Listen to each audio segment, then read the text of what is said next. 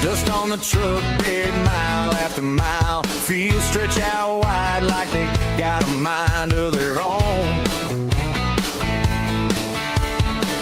Red sign at the hall, coffee gone cold. Everybody talking with a fire in their bones. Hear that rumble now, under boots on the floor. October is coming and we want something more. October 19th, we're standing up. October 19th, we've had enough. Alberta singing loud, let the whole world hear. October 19th, freedom's here.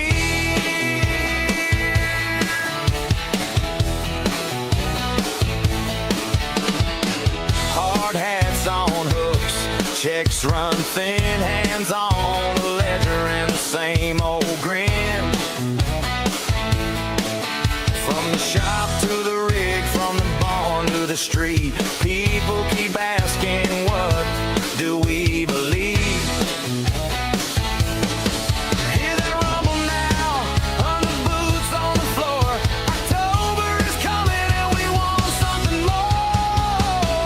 October 19th, we're standing up. October 19th, we've had enough.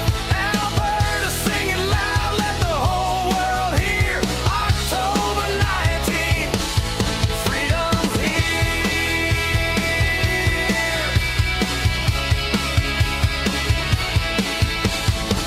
Maybe you call it a break, maybe you call it a line, but when the lights go red, we won't waste our time. October 19th, we're standing up. October 19th, we've had enough. Alberta singing loud, let the whole world hear. October 19th, freedom's here.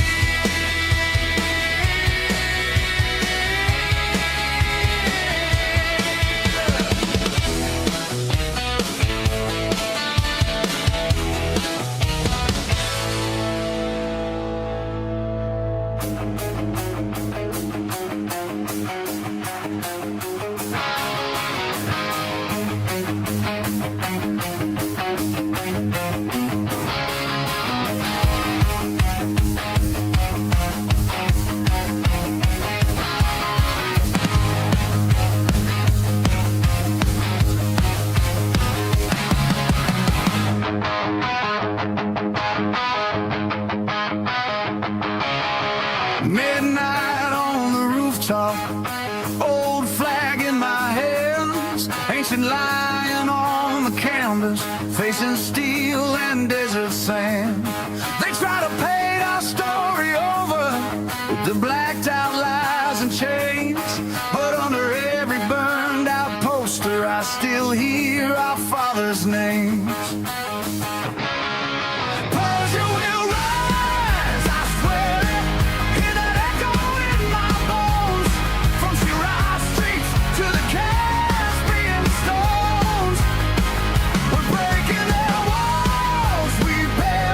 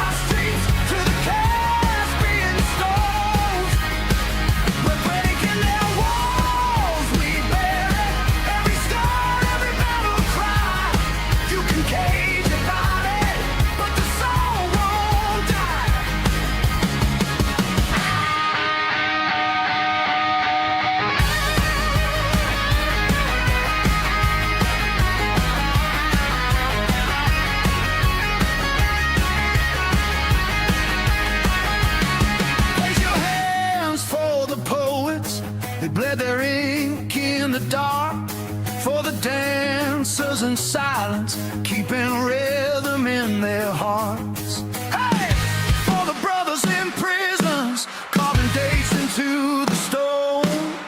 You are not forgotten, you are not alone. Pressure will rise, I swear it. Hear that echo in my bones. From terror roofs to the ancient thrones. We're breaking their walls, we bear it. Every tear, every battle cry. You can cage a body, but the soul won't die. Pressure will rise.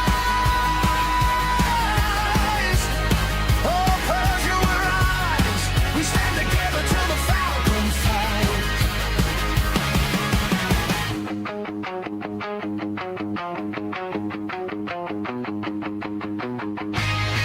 Good morning. Welcome to the NPC show. Deprogramming the world one NPC at a time. I'm your host, Frank. Today is what? Thursday? Wednesday? Wednesday. It's Wednesday. July 29, 2026.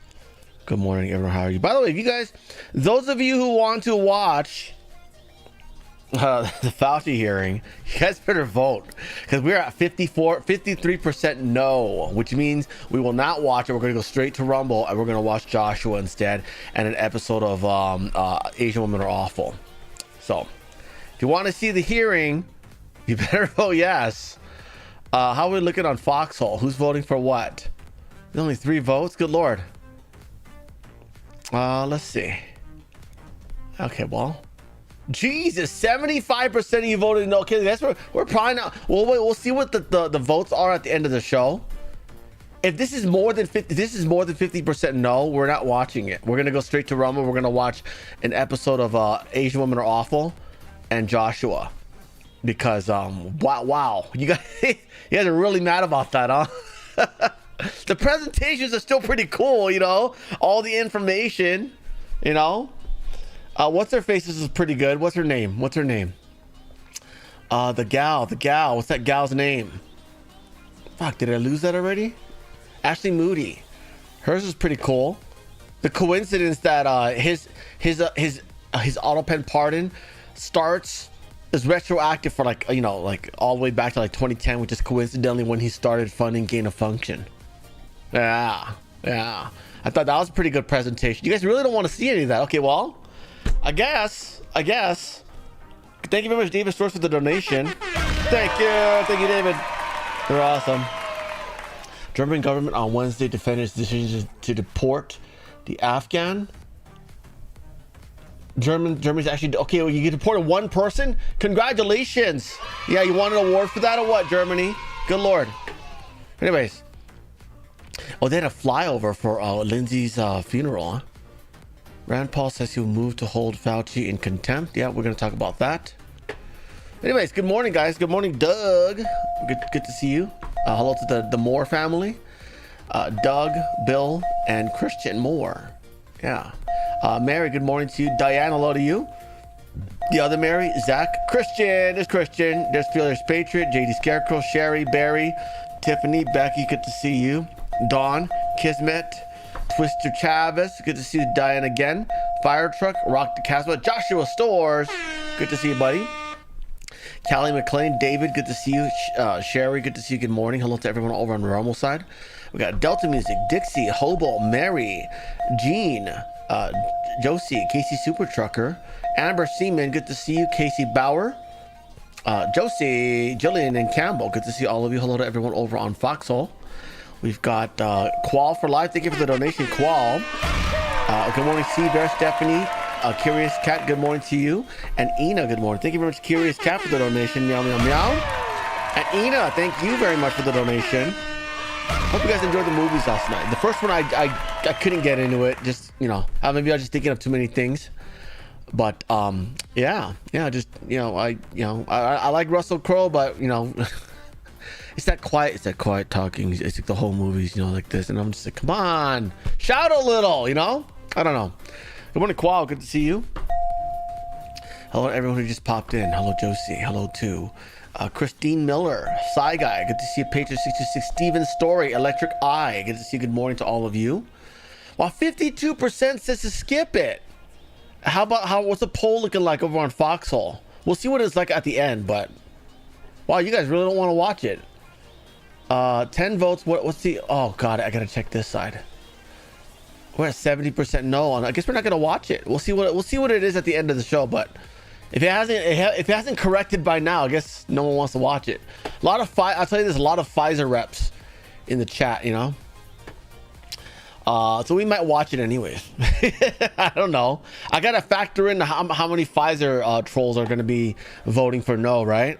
Because it's gonna impact their bottom line, right? Okay, that's severe weather. Okay, cool. All right.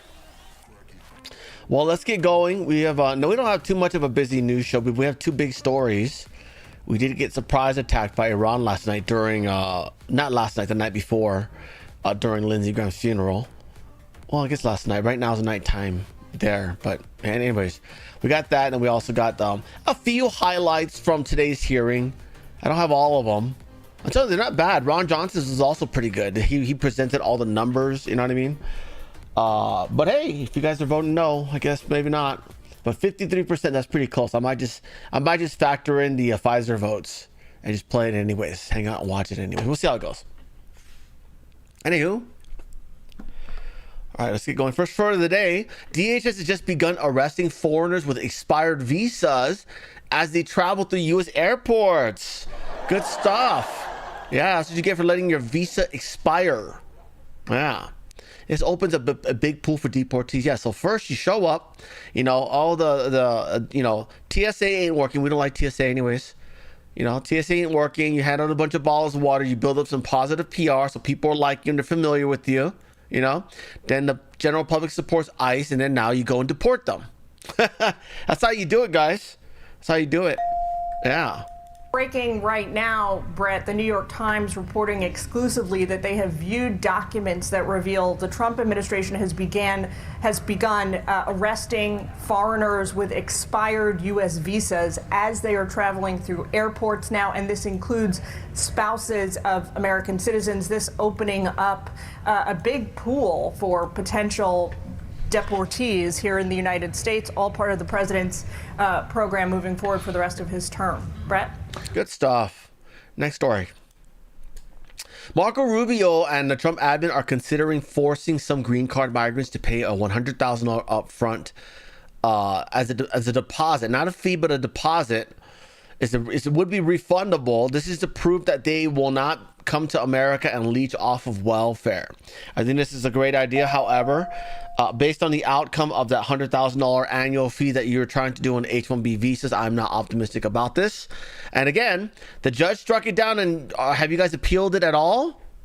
I haven't seen any appeal at all for that. The $100,000 annual fee for H-1B visas. It's supposed to be for top talent, not janitors, not strippers, which, by the way, yes, they are getting H-1B visas to be strippers here in America. Again, by the way, the syntax, hey, you know, not a bad idea. They're making a lot of money. They don't need all of it, I can assure you. You know what you should do with that? The syntax, take that and fund a special Social Security for adult workers. Because, again, their careers don't last very long. They don't realize it, right? All those OnlyFans chicks, they don't realize their careers are over like when they're 32, 33. And so they don't save their money. They spend lavishly. They buy like luxury bags. Tax that. Tax the crap out of it. Do a Social Security, right? Save that money. Put it in an account. And then when they retire at 31, you know, they have to prove that, hey, look, I used to be a stripper. I used to jack people off for a living. I used to do OnlyFans. And if they can prove that and show that they're not doing it anymore and they're not working, then they can collect Social Security, a special Social Security for them, right? That they would pay into, not the rest of us. We're not paying into that one, you know? The adult industry Social Security, yeah? By the way, you know who else should be doing the same thing? Athletes, pro athletes, okay? Yeah, all those guys are going on buying Bentleys and $100,000 necklaces. Their careers are over in like 10 years. They should also be, you know, 50% into that right there. Easy decision. That way they won't be homeless after NFL, you know? Anyways, so that's their plan there. I mean, I don't know what they're going to do with this, man. Where's the $100,000 H-1B visa fee? We're still waiting on that to be appealed. Next story. Fraud. A former CPA and international fugitive is going to face charges of failing to report foreign bank accounts and filing false documents with the IRS. Look at that. How much did they hide? And some numbers would have been great here. Someone named Brian Nelson Booker left the U.S. in 2016 after learning about the criminal investigation against him. He lived in Russia but was never ordered to be extradited. In May of 2025, Booker was arrested in Belarus. Oh, he thought you can go do some tourism, huh? Nope. No cheap hoovers for you, buddy. Ooh, Fetterman's wearing a suit today in the Senate chamber. Anywho, so he was detained and eventually ordered to be expelled. Booker returned to the U.S. July 24th. And he was arrested at Miami Airport. Good stuff there. Next story. Jesse Waters also just noticed that the DNC is in a lot of debt. Coincidentally after USAID was shut. Not just USAID, but also all the fraud, hospice fraud, daycare fraud, feeding our future fraud, Medicaid fraud. Every single kind of fraud you could think of was funding the Democrat apparatus. So he also mentioned this. It's funny how they're broke now after USAID was shut down. Yeah. Somebody's watching, all right. Again, of all the things that the left blames on Trump, I'm surprised they didn't blame this on him. It is actually his fault. Somebody's watching, all right. From a bunker in the DNC, Ken Martin sees those same commie walls closing in, and the man is straight up spiraling. He got angry and threw his phone at an intern.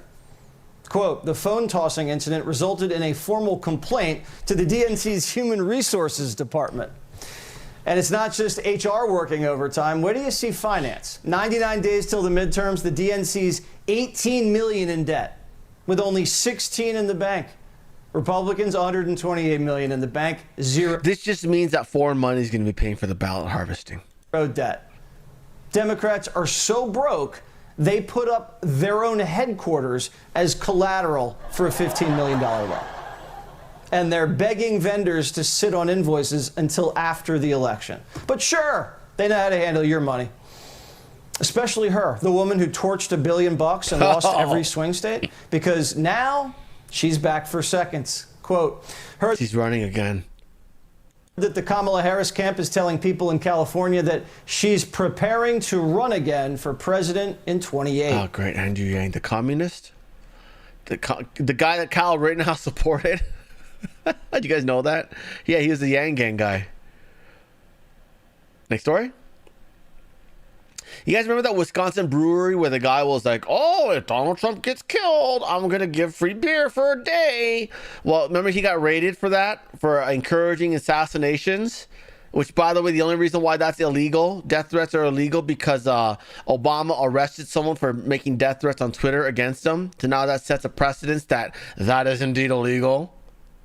Yeah. You know what the left are screaming now? They're screaming free speech. And I'm like, wait, Obama arrested a guy for doing the same thing. So, there's a thing called precedence. Go learn what that is. It means if there's a law that is violated, pre-conviction, and you rule it a certain way, every case going forward has to be ruled exactly the same way until there is a legislative bill that undoes that.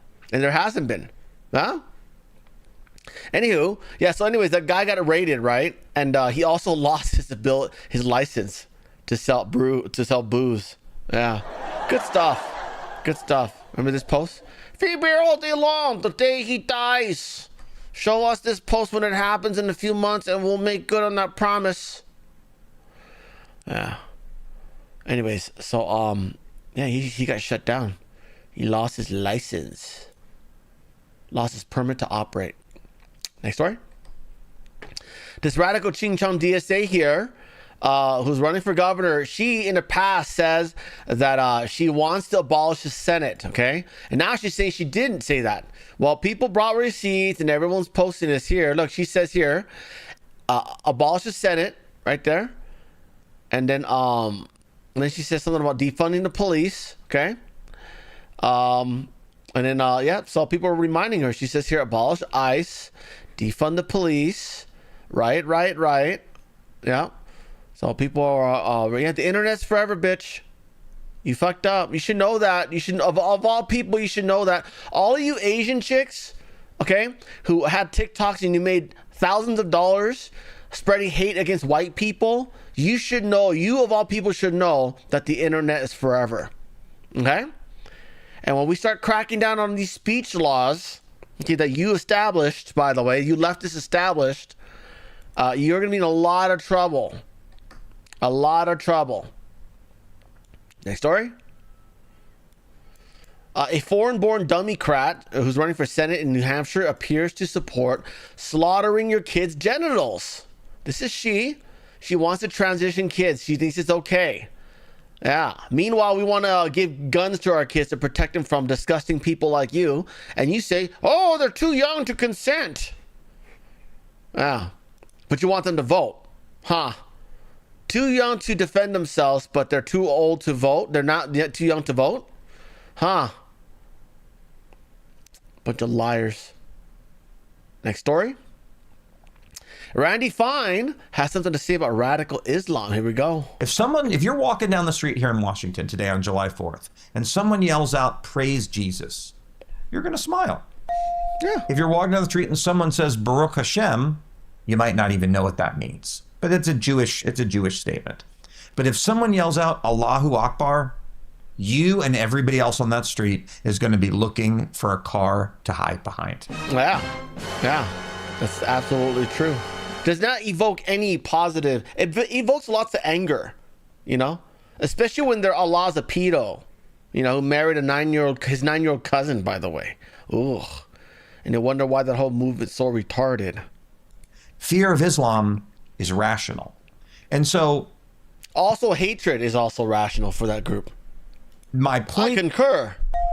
I believe we're in this war of rhetoric, and to say that term is not okay. We need more fear of Islam, not less of it. I reject We also need a lot more anger towards them because they're awful. They're awful. Everything they stand for, the things that they say, the things that they do. Jewish people are not the ones running over Christians at a Christmas parade. Okay? Jewish people are not the ones running over a bunch of gay people at a parade in Munich, which just happened last weekend. Premise that Islamophobia exists because nobody yells praise Jesus and then mows down a bunch of people at a synagogue picnic. Yeah? Or a Muslim picnic. We don't do that either. It's just them. It's literally just them and the communists. Of Islam is rational. Now, if they want to come up with a term that says anti-Muslim or Muslim discrimination, sign me up. I don't think anybody should be discriminated against. But I believe, and I've studied this, when that word was created, it was created by people who said, how can we conflate discrimination with questioning? Yeah, absolutely correct. Next story. Mayor Mamdani's being sued over the grocery store, the city-run market, because he's planning to undercut all the local markets by 30%, bankrupting them. Yeah. Run Mamdani he's being sued by an organization of immigrant shop owners. You know, all those bodegas owned by brown people and slant-eyed people. Yeah, they're suing him. Which, by the way, I think those are the people who voted for him. You know, I think so. Yeah. Any regrets? Any regrets? Run Mamdani revealing that his city-owned grocery stores will offer select items at a discount. We're talking about a 30% discount across essential goods that will be the same at every single one of those 5 city-run grocery stores. And what we are also talking about is city-run grocery stores which will not be selling cigarettes or alcohol or lottery tickets or hot foods. But critics point out that the $70 million plan could buy more than 1 million Costco memberships for New Yorkers. Fox Business host Cheryl Casoni here with the latest show. Run. It's too bad Costco's liberals, otherwise I'd support that. I used to love Costco, man. Not anymore. Next story. Massachusetts lawmakers are creating a DEI hiring program to give Muslims priority for state jobs. Again, this is very illegal, and I hope that not only Harmeet Dillon, but also the DOJ steps in and starts filing lawsuits. Because this is absolute BS. Yeah, and by the way, ndei.gov.ed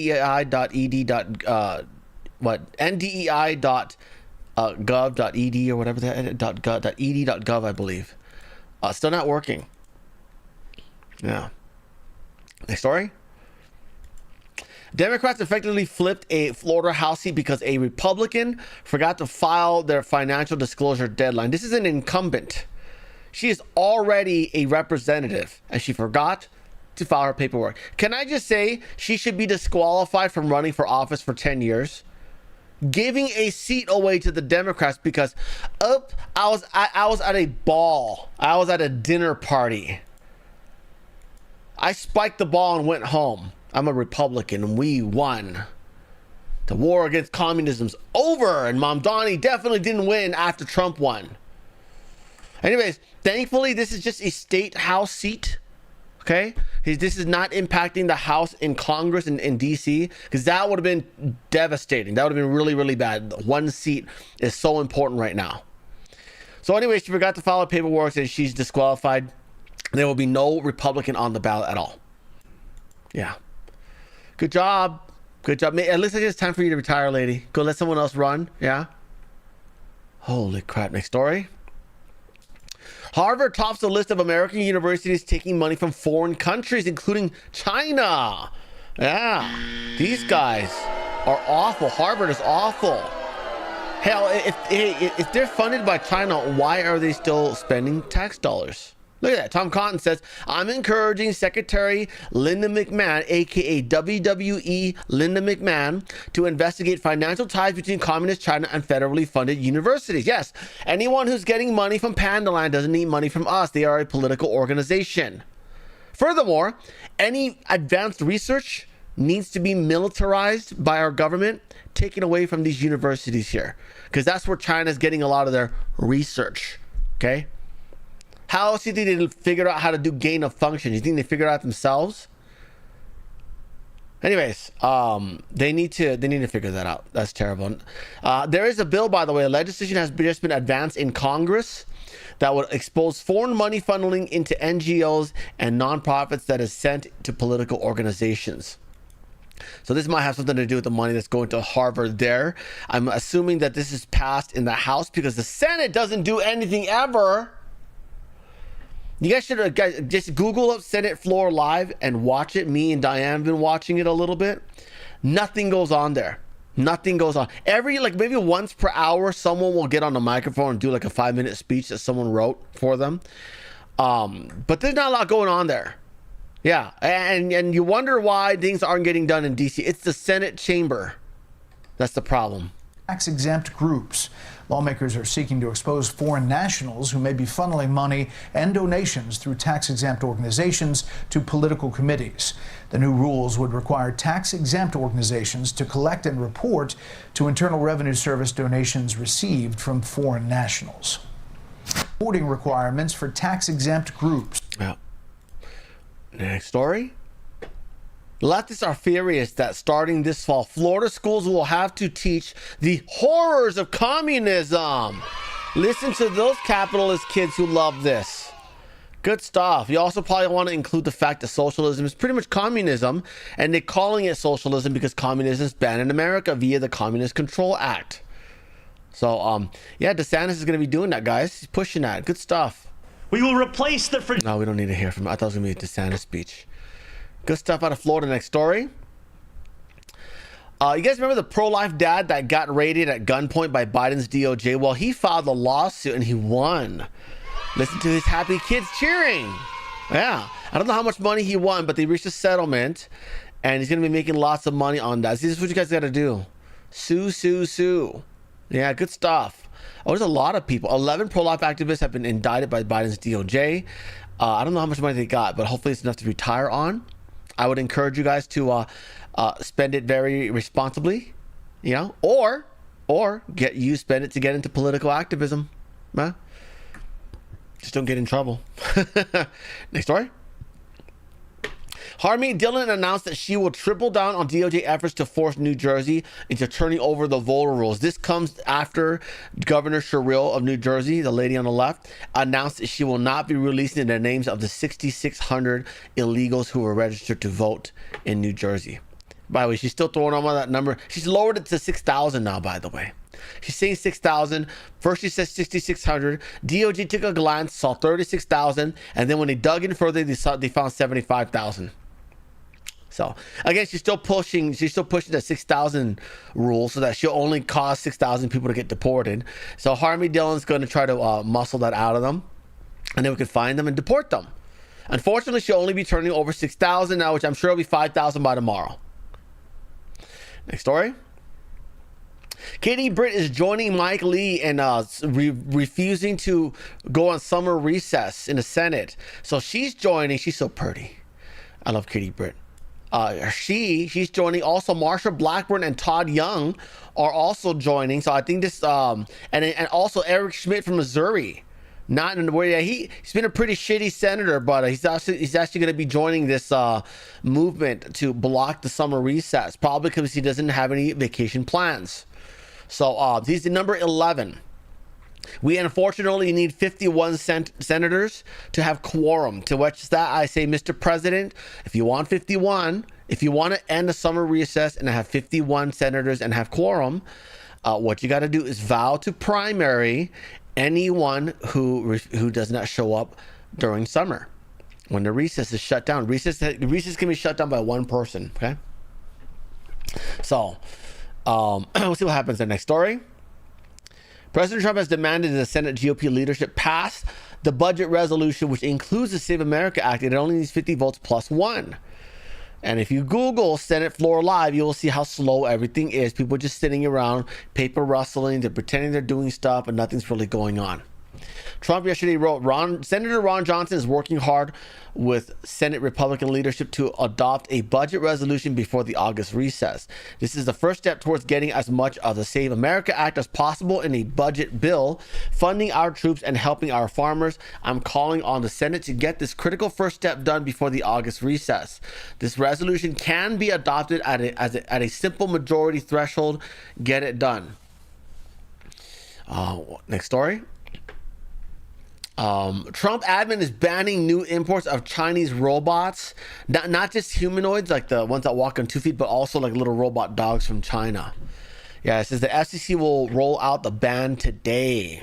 Yeah, they're mad about that. They're like, you're trying to stifle our economy. But I thought you were communist. You don't need capitalism to thrive, right? You're the ideal society, right? Huh? Isn't communism? You don't need other people, right? This is what the thing about Cuba. They keep saying, oh, we're doing bad because of the sanctions. But I thought you were communists. You're your own little commune, right? You don't need outside aid, foreign aid from China, right? You don't need Venezuelan oil to survive. You're communists. Communist always survives. Next story. Yesterday, during Lindsey Graham's funeral, Iran launched a surprise attack at a U.S. base in Jordan. Very, very shameful considering we gave them their funeral rights. But I'm telling you, we should have carpet bombed the crap out of it. But anyway, so we've already retaliated. The U.S. and Saudi Arabia launched a retaliatory strike combined immediately after it happened. And it also, I believe they're doing even more attacks today, soon. The Houthis are considering charging transit fees at the Yemen Strait, which is going to be the future new Riyadh Strait, the new Saudi Arabian Strait. I think that's what you should do. So they're claiming it's the Houthis. Oh, and by the way, they're exempting Chinese ships. Yeah, which tells you everything you need to know about China and terrorists.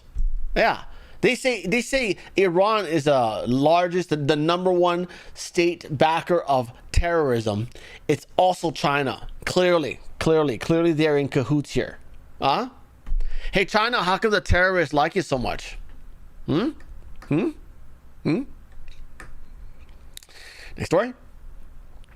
Eyewitnesses report helicopters appearing just before attacks on Christian villages. Yeah, so these Islamists are flying over with helicopters, seeing where everyone is and kind of telling everyone where to go to slaughter who. And again, unfortunately, because we are too busy in Iran, we can't deal with this issue here. But again, we can if we just remove all of our troops in from Europe and relocate them here. Yeah? Next story. This lady right here in a burqa won British Citizen Award for empowering young women. Yeah, this is the UK now, guys.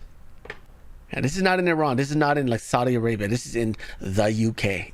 all these things back here are in English. We're delighted to announce that one of our incredible volunteers at Crim's Youth Club was awarded with the British Citizen Award. Yeah, that is she, him, it, whatever. I don't know what to call this slave here. By the way, you guys, the other night, 2 nights ago, we watched a movie called Not Without My Daughter, starring Sally Fields. It's based on a true story, and it's really, really good. You should watch it. It's free on YouTube right now. Okay, it's like 2 hours long.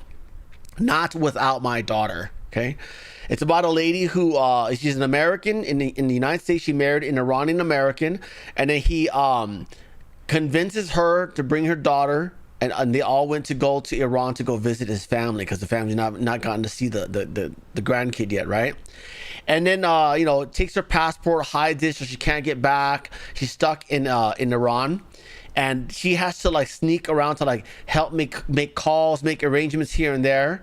And throughout this whole movie, she meets person after person after person. She meets other Americans that are also trapped there. She also meets a number of Iranians that are willing to help her get back home. Okay? You should really watch it, okay? If you don't understand why Trump has not carpet bombed the whole country and killed everyone there, the people who are helping Sally Fields escape the country, those are the people who we're trying to arm right now so they can get their country back. You should really watch that movie. It's actually really good. You know me and my ADHD, I don't pay attention. I completely missed the Russell Crowe movie last night. I was sitting right here. It was right in front of me. Got nothing out of it. I don't even know why he was sitting in a cubicle. I thought he was a serial killer or something like that. I'm like, why is he? Is he working? Is he a robber or what? I don't know. No idea. But that movie, I could not stop watching it. Could not stop watching that movie. Not Without My Daughter. That's what it's called. Okay, starring Sally Fields. Next story.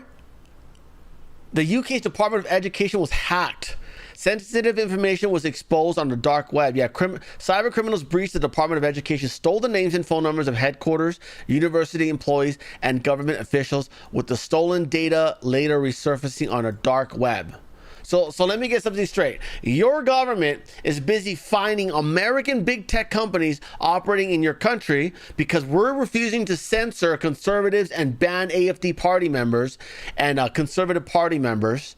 You're finding them, but you're leaking everyone's personal information on the internet. Just oops. Yeah. Let me guess, a bunch of conservatives are going to get killed now because of you?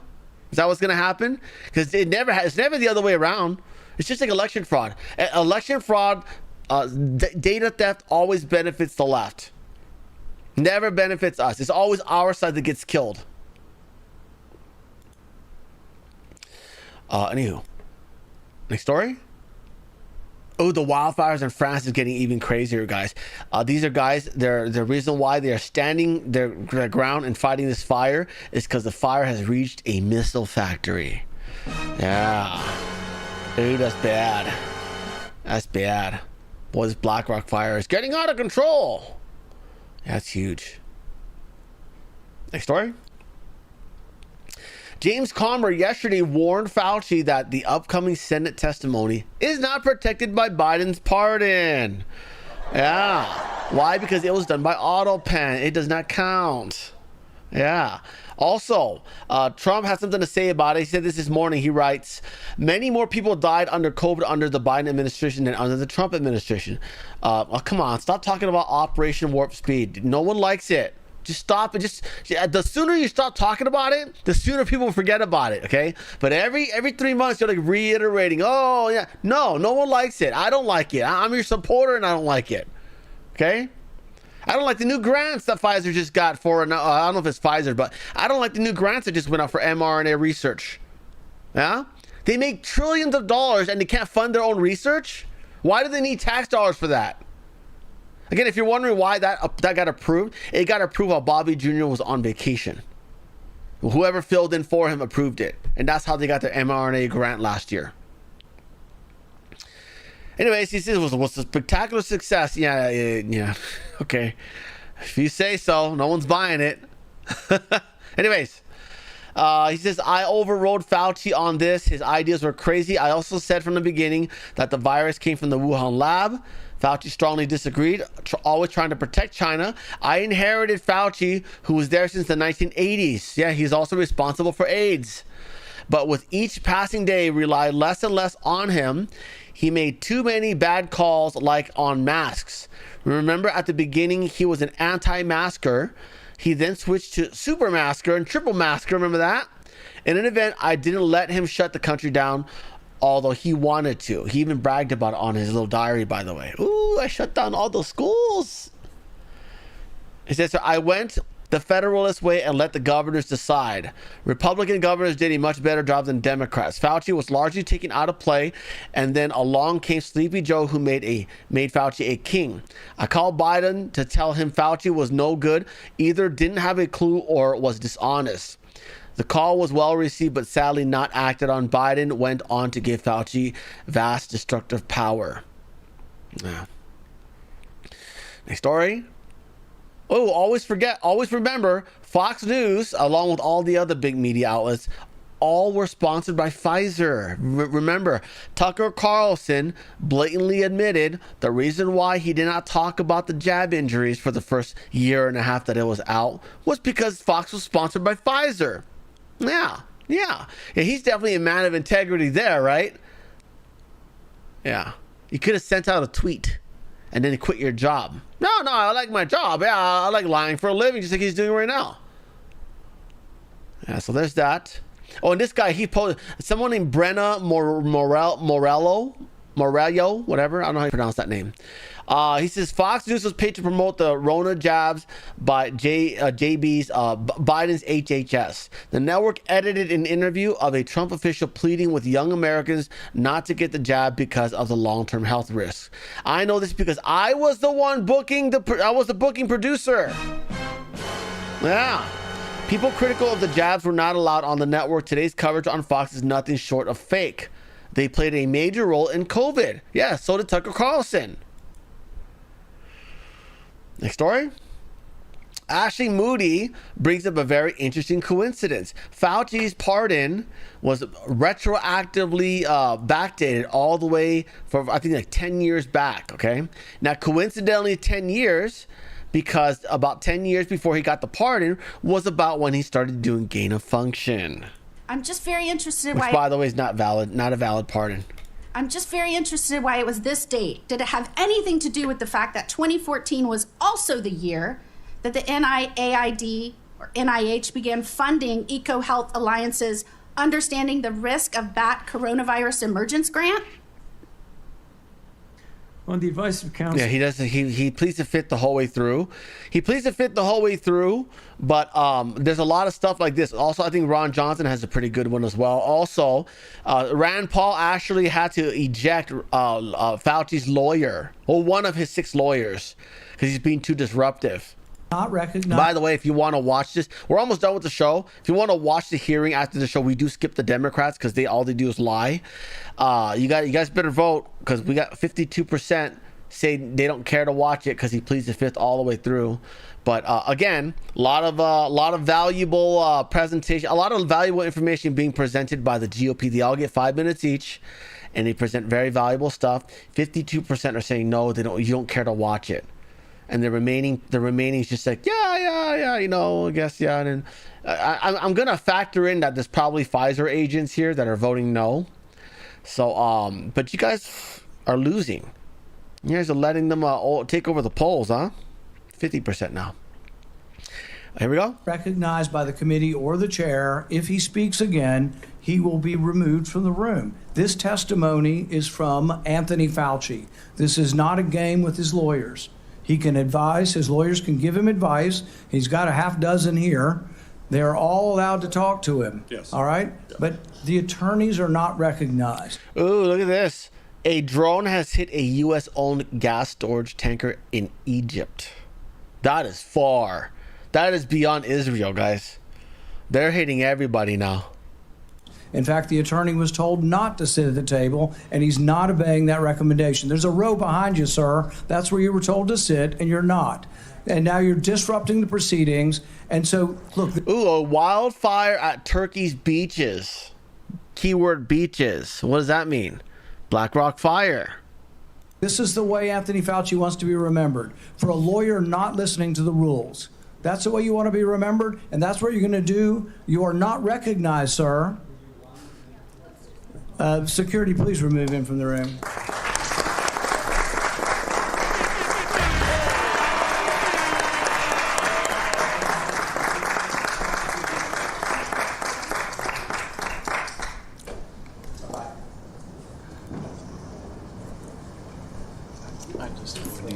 Okay, interesting.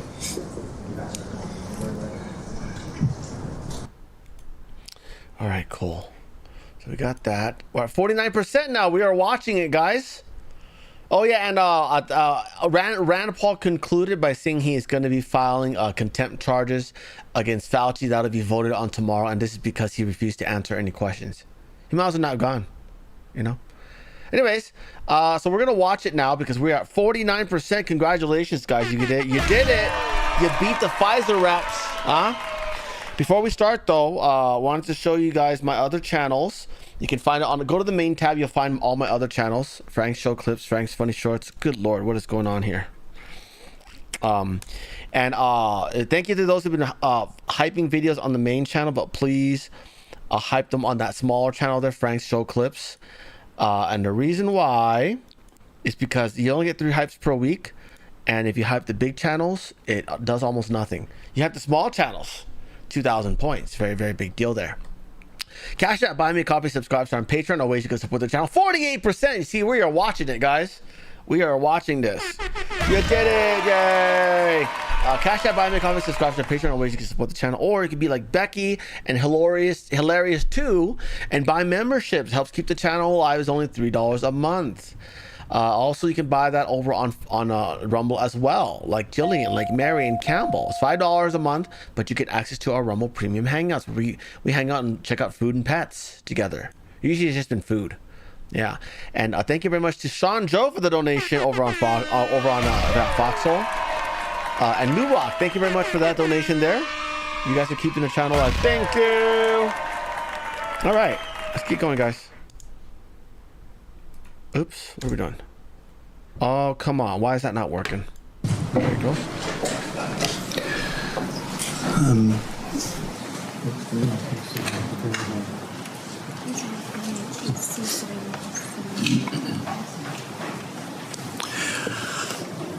1 million Americans died from COVID-19. Some estimate as many as 15 million people died worldwide. Real quick, let me do one live read, okay? Will not be long. We hear a lot about crypto, but here's the part most people miss. Crypto was created so you could actually own and control your money. After the 2008 financial crisis, Bitcoin was designed as an alternative to banks. So instead of a bank holding money, delaying your transfers, or limiting access, you are in control. And if you ever had to wait for a transfer to clear, you felt that problem. Now, fast forward to today, everyone's heard of crypto, but getting started still feels complicated. That's exactly why I use Rumble Wallet. It takes all that complexity and makes it simple. Choose what you want: Bitcoin, dollar-backed stablecoins, or even digital gold backed by real gold. No complicated setup. It connects with MoonPay so you can use your credit card, debit card, or bank account and be up and running in minutes. Once you're set up, you can even support your favorite Rumble creators like me directly. So do this now. Scan the QR code on the screen or click on the link in the description on Rumble and download Rumble Wallet. From there, you can set up your wallet, tap buy, and you're in the game. In just a few minutes, you can go from hearing about crypto to actually owning some. All right, here we go. Wide from 1 million Americans died from COVID-19. Some estimate as many as 15 million people died worldwide from COVID-19. Publicly, Anthony Fauci promoted the theory that the virus arose naturally, while privately, he was well aware of a mountain of evidence suggesting the virus originated in the lab. The American people deserve answers. The American people deserve to know why dangerous research was funded by NIAID in a totalitarian country, in a lab that lacked acceptable safety standards. The decision to fund dangerous gain-of-function research in Wuhan, China, will likely go down in history as perhaps one of the worst public health decisions. Frankly, the American people deserve an apology. I hope today Dr. Fauci will come clean, admit it was a mistake to fund dangerous research in China, admit that the risk of this dangerous research exceeded any possible benefits, ask forgiveness, and pledged to help our government devise safeguards so a man-made epidemic never happens again. Instead of an apology, you have for years avoided responsibility.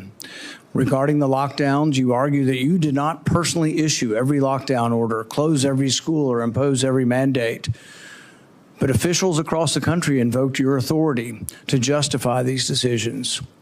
And you presented your recommendations not as judgments open to debate, but as dictates of science itself.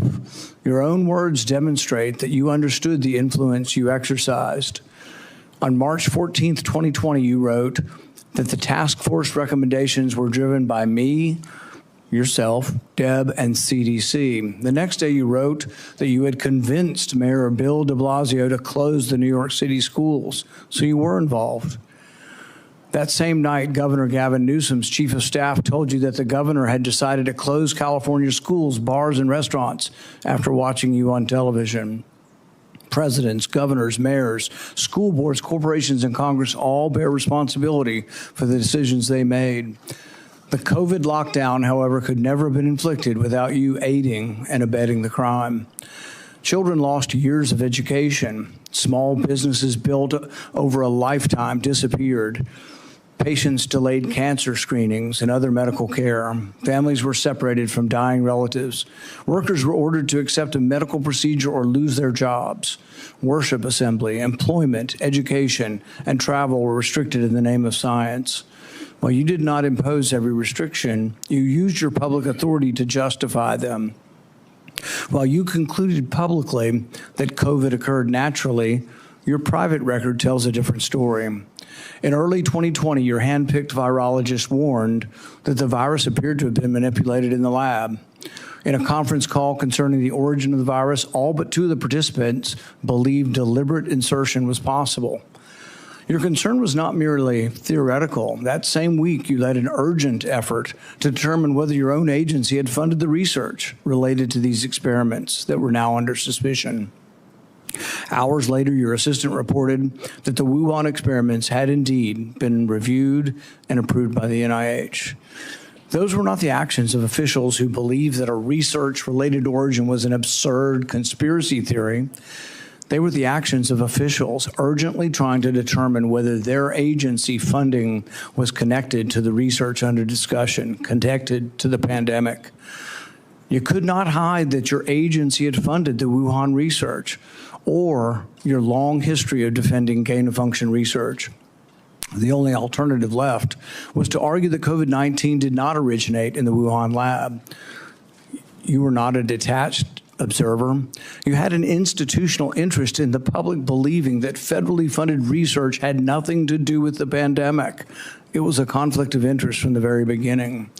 The authors of the proximal origin of SARS-CoV-2 privately had serious doubts about a natural origin. Within days, though, they flipped, and they all wrote in proximal origin that the virus was almost certainly not a laboratory construct. That paper was then used by the government and the media and you to discredit Americans who were asking the same questions that you and the authors were asking yourselves privately. You even cited proximal origin from the White House podium. You held it out as evidence that the virus could not have been engineered. But you didn't disclose your role in the discussions that preceded the writing of the paper. You did not disclose the author's original concerns. You did not reveal that you had been part of the paper, that you had read and offered editorial comments on the paper before it was published, before you began using it as evidence that it couldn't have originated in the lab. You did not disclose that you had immediately investigated yourself whether NIAID funding might be connected to the research. You did not tell the American people the full story. Duly released private messages indicate that the doubts with the authors and others didn't disappear after the publication. So while this was being waived at the White House to show that it couldn't come from the lab, the authors were still privately continuing to assign a meaningful probability to a laboratory origin, one thing in public and another in private. Some of the same scientists discussed avoiding email and carefully managing communications that might eventually be obtained under the Freedom of Information Act. The pattern is straightforward. Privately, there was alarm then an immediate inquiry to see if NIAID's possible exposure to funding, then a rapid public declaration of certainty, continued private doubt, and then years of resistance to disclosure. The question is why? The only logical answer is that your primary concern was avoiding culpability. Your primary concern was hiding the fact that you had approved the funding for this dangerous research. Your support of gain-of-function research is extensive and long-standing. In 2011, your agency funded Ron Fauci's laboratory when it mutated the avian flu until it could spread through the air between mammals. This was the tipping point. This is when others became worried. You funded this. You advocated for this. The federal government's own biosecurity board, though, recommended withholding the details of these experiments because of the danger the research posed. People were concerned that publishing it was publishing a roadmap to creating bioweapons around the world. But you sided with the gain-of-function scientist Fauci and argued that the benefits of publishing the research far outweighed the risks. Be able to learn lessons. On May the 6th, 2020, you wrote at that time, I had a conversation with Robert Redfield, who, as you know well, was then the director of CDC, about the fact that greater than 1 million children worldwide have missed their measles vaccination because of the shutdown. You stated, this is terrible and needs to be addressed, since on that basis alone, there would be far more excess deaths from measles among children than coronavirus deaths among children. I need to bring this up to the TF, the task force. Did you ever have an opportunity to bring up the potential of measles deaths among children and an infection rate going around the world from measles based on the fact that so many children would not get their measles vaccine because of the shutdown? I'm sorry, Senator, but on the advice of counsel, I respectfully decline to answer based upon my rights under the Fifth Amendment to the Constitution. That is your right to do. One of the big issues that's really coming up is on the lab issue. This was greatly discussed about whether this came from a lab or whether this came from nature. There are obvious issues and differences between the two to be able to know this. You had a lot of conversation on this. Scientists around the world were in conversation on this. There were different statements that you even made in your private notes and your public notes on it. In January the 26th of 2020, this is before we had our first tragic death of coronavirus in the United States. You wrote, it now appears using epi data that the genomic data, the first infection was in early December and was not connected to the market, which was the big rumor that was out there. It was this wet market in China. We know the market was not the source, it was the amplifier. On January the 31st, you wrote about a phone call. You wrote, the people on the phone felt the mutations around the furin cleavage site of the spike protein could not have occurred naturally, since it would require an evolutionary jump that they found nowhere in bat isolates. They bring up the possibility this could have been deliberately inserted and either accidentally released or deliberately released by a crazy person in the lab, the former being the most likely. February the 1st, same year, 2020. This is, again, still before our first death. There was not total agreement about the likelihood of deliberate insertion. Ron said he was sure that this could occur naturally, and we should not waste our time and divert our effort to pursue this. This is expected of him, since he was the original gain-of-function person with Yoshi. Also, Christian was withdrawn. The rest felt deliberate insertion was possible, and given the fact that Dr. Jingling Shi at the University of Wuhan has been working for years in gain-of-function in coronaviruses to allow adaptation of the spike protein to bind to the human ACE2 receptor, we could not let this go. That's a remarkable statement for February the 1st of 2020, when there hadn't even been the first death here, but we knew something was moving. You knew well that something was moving. You identified February the 1st before any of us had ever heard of the Wuhan lab, not only the Wuhan lab in the conversation, but literally the scientist that you named in your own notes, the lead scientist that was there. It's interesting to me on that. And the questions I was going to ask you was just your background and knowledge about the Wuhan lab and Dr. Shi and all the details. I'm aware of where you have been on trying to be able to plead your Fifth Amendment right, which is your right to be able to do. but I also want to be able to find out some facts to be able to help us for the future on this. The Lawrence Livermore National Laboratory in May of 2020 put out a classified document that has only been recently unclassified on this, that had this statement: we assess all the necessary conditions for an accidental release of a laboratory-modified coronavirus, specifically a coronavirus adapted to recognize human cell receptors, were present at the Chinese Wuhan Institute of Virology in mid to late 2019. Now, the question that I had for you is, this is May the 27th of 2020. This is the report that most people will see, is this. I have clearance. I serve on the Intelligence Committee. I've actually read this complete document unredacted. My concern is, were you given the ability to see this document unredacted? Based on your position, were you able to see this and to be able to get this information? I could see it, and I know what's here. Everybody else just has their conclusion at the beginning of it, not this. My question to you was going to be, did you have access? Because it's important for the future that people in your position do have access to this kind of information and insight. Is there any way you could answer that question? Were you able to give access to this data? On the advice of counsel, I respectfully decline to answer based upon my rights under the Fifth Amendment to the Constitution.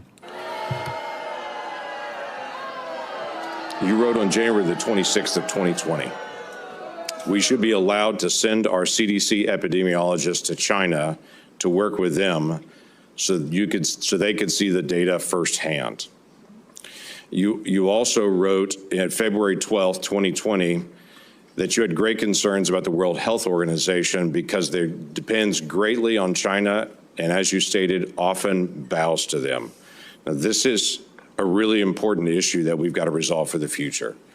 It's not just our cooperation with Chinese scientists, it's our acknowledgement that China covered up their data, wouldn't allow our scientists to be able to come in. They cleaned up the wet market. They cleaned up the other areas. They wouldn't allow you to get access to all the other scientists that are there, including their health records, what happened to them, or even all the sequencing that they had done in advance. For the future of our research and our cooperation with any scientist around the world, I think it's really important that we resolve, if we're going to fund research and cooperate with you, we've got to have certain things from you. If things go sideways, we've got to have access to all information in all places. You were noting not only that China was affecting the World Health Organization and that China was bending them to their will, and so the World Health Organization was putting out data that you saw, at least at that point, as being from a Chinese perspective, covering up what was going on, but you also noted we weren't able to get access to all this information. We've got to be able to figure this out for the future to be able to make sure that research that is done, we have access to all information. If something goes sideways at some point, which clearly it did at the Wuhan Institute of Virology, and that being, as was noted by many people, the only lab in the world that was doing research like this that had a lower standard of actually their security standards there than many other labs around the world, yet they were doing this very dangerous research. What can we gain, and what advice could you give us to say in a future setting, we've got to make sure that we actually get information from people and we can be guaranteed that we're going to get that insight? Yes, sir. On the advice of counsel, I respectfully decline to answer based upon my rights under the Fifth Amendment to the Constitution. I yield back. Senator Blumenthal. Thank you, Mr. Chairman. I want to go back to the dark days of the coronavirus pandemic, one of the darkest days or times in our history. Hospitals were overflowing. Navy medical ships were docked in the Hudson River. Emergency rooms were forced into unprecedented triaging during the worst week of the pandemic, which happens to have been the last week of President Trump's first term. More than 25,000 Americans died of COVID-19. Easy to forget those dark days. But for the past 18 months, the Trump administration has been engaged in a campaign to rewrite this history. And today's proceeding, I fear, is part of that effort. one of the darkest days in our Senate's history. The Trump administration has launched a baseless set of smears against vaccines that help pull us out of that public health crisis, vaccines that are undoubtedly President Trump's greatest accomplishment. It has slashed funding to local public health departments that were on the front lines of the pandemic. And those healthcare workers are heroes. It has disparaged those heroes as woke or wasteful. And it has used a politicized Department of Justice to target the researchers who helped us track and understand the novel virus. Today's hearing is another page in that playbook, sadly, tragically. Dr. Fauci, you've spent 5 decades in public service, including nearly 4 decades in leadership at the National Institutes of Health, helping to conquer COVID-19, but also HIV, swine flu, Zika, Ebola, and other epidemics with real-life results saving human lives. Put aside all the flowery rhetoric that we hear in the United States Senate.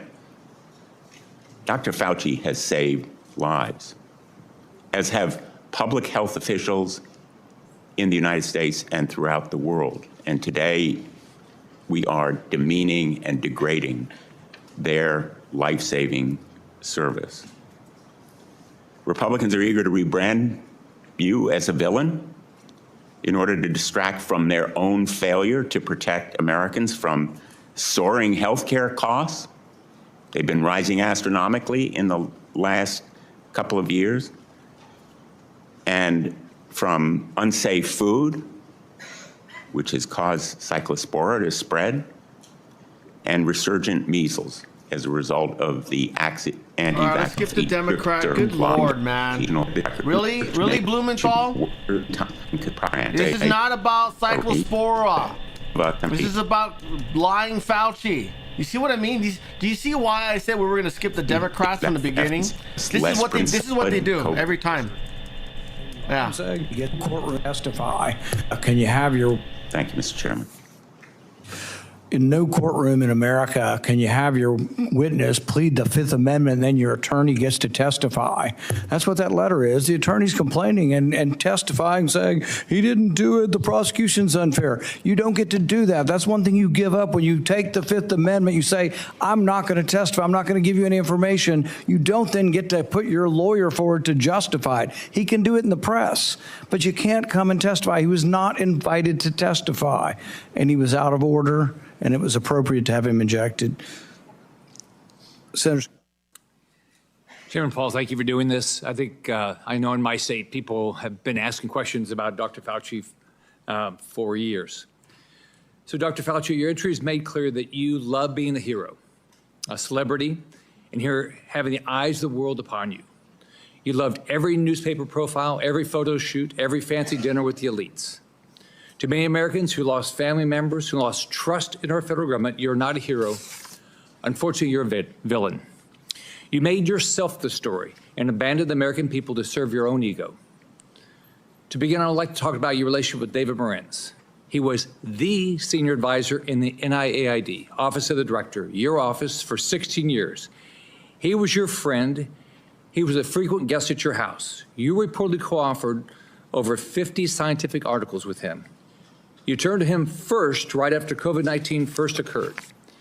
Earlier this year, the Department of Justice charged him with conspiracy against the United States, in addition to other charges as part of a conspiracy to conceal information and falsify records to suppress alternative theories about the origins of COVID-19. Now, you've publicly kicked this man to the curb, saying, Dr. Morenz was not an advisor to me on institute policy or other substantive issues. So let's start with the use of personal Gmail accounts and David Morenz's relationship with Peter Daszak. David Morenz tells Peter Daszak, president of Equal Alliance, and you've got this in front of you, it's Exhibit 1, and it's already in the record as part of this. It says, quote, P.S. I forgot to say that there is no worry about FOIA. I can either send stuff to Tony on his private Gmail or hand it to him at work or at his house. He is too smart to let colleagues send him stuff that could cause trouble. Dr. Fauci, did Dr. Moran's relationship with Peter Daszak concern you? Yes or no? On the advice of counsel, I respectfully decline to answer based upon my rights under the Fifth Amendment to the Constitution. Did Dave Morantz ever bring documents to your house? On the advice of counsel, I respectfully decline to answer based upon my rights under the Fifth Amendment to the Constitution.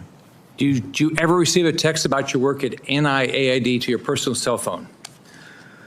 On the advice of counsel, I respectfully decline to answer based upon my rights under the Fifth Amendment to the Constitution. Did any text about your work at NID that went to your personal cell phone ever become part of federal records?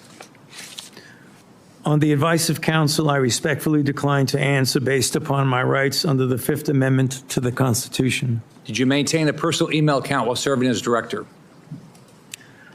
On the advice of counsel, I respectfully decline to answer based upon my rights under the Fifth Amendment to the Constitution.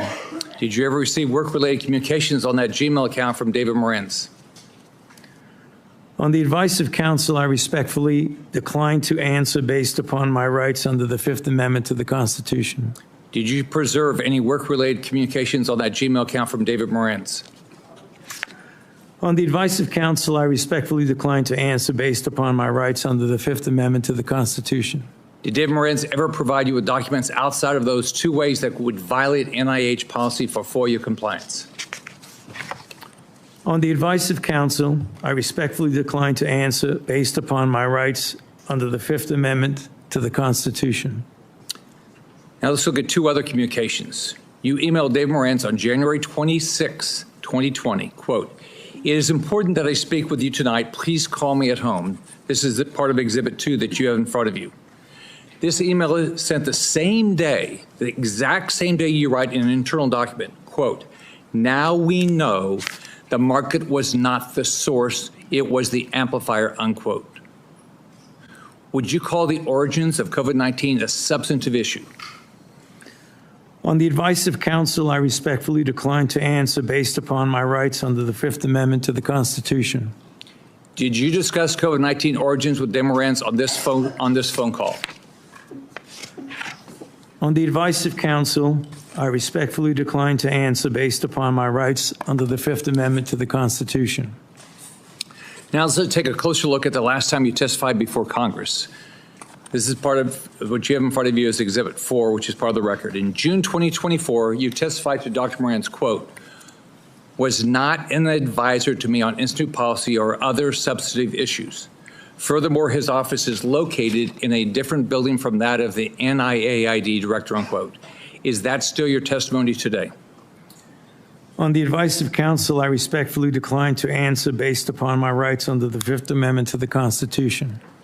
So today, under oath, your testimony remains that Dr. Morantz was not an advisor to you on institute policy or substantive matters. On the advice of counsel, I respectfully decline to answer based upon my rights under the Fifth Amendment to the Constitution. Now, I've got Exhibit 5, which you have in front of you. On October 24, 2021, David Morantz texted you to provide information about and advocate for the controversial EcoHealth Alliance grant. You thank him and tell him you will check the information. Would you agree that this shows an advisory relationship between David Morantz and yourself? On the advice of counsel, I respectfully decline to answer based upon my rights under the Fifth Amendment to the Constitution. Would you agree that you two were discussing a substantive issue? On the advice of counsel, I respectfully decline to answer based upon my rights under the Fifth Amendment to the Constitution. If documentary evidence establishes that Dr. Morantz advised you regarding EcoHealth Alliance, COVID origins, or grant policy, then your June 2024 testimony would have been inaccurate, correct? On the advice of counsel, I respectfully decline to answer based upon my rights under the Fifth Amendment to the Constitution. Is there a document in your possession today that would contradict your prior congressional testimony? On the advice of counsel, I respectfully decline to answer based upon my rights under the Fifth Amendment to the Constitution. Have you deleted, destroyed, or instructed anyone to destroy records after learning Congress is investigating these matters?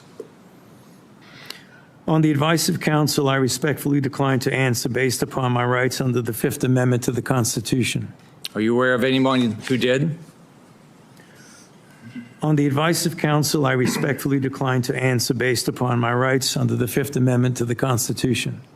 As you know, Dr. Morantz now faces charges related to destroying records while you distance yourself from him. Is that fair to a decades-long friend?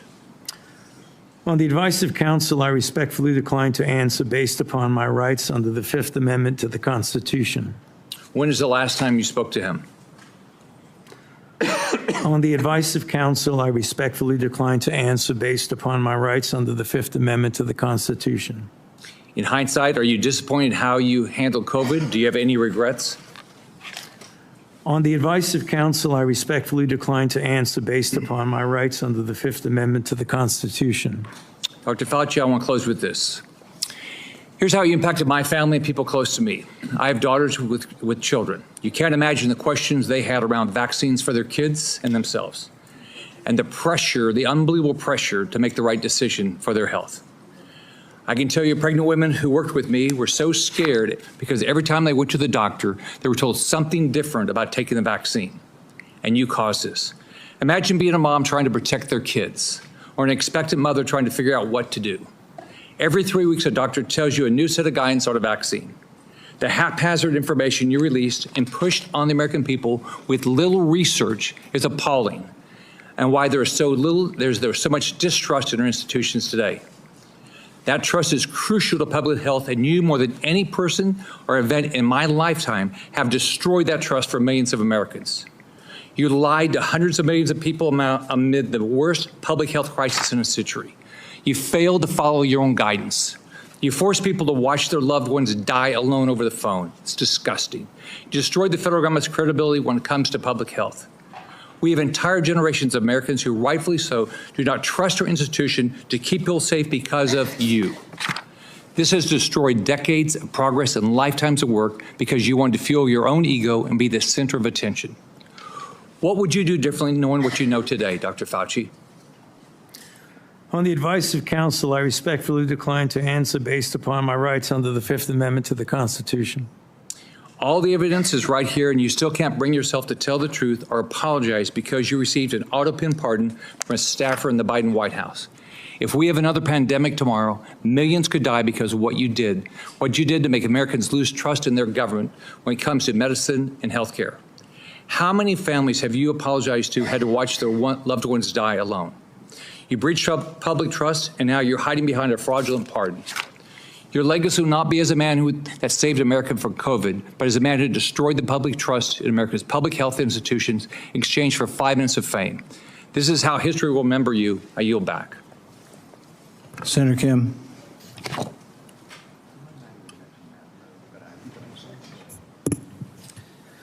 Thank you, Dr. Fauci, for coming on out in front of this committee. I know it's not what you would want.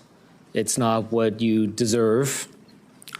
I just want to say and start by just saying thank you to you for your service to this nation. I didn't know much about you. Not this guy.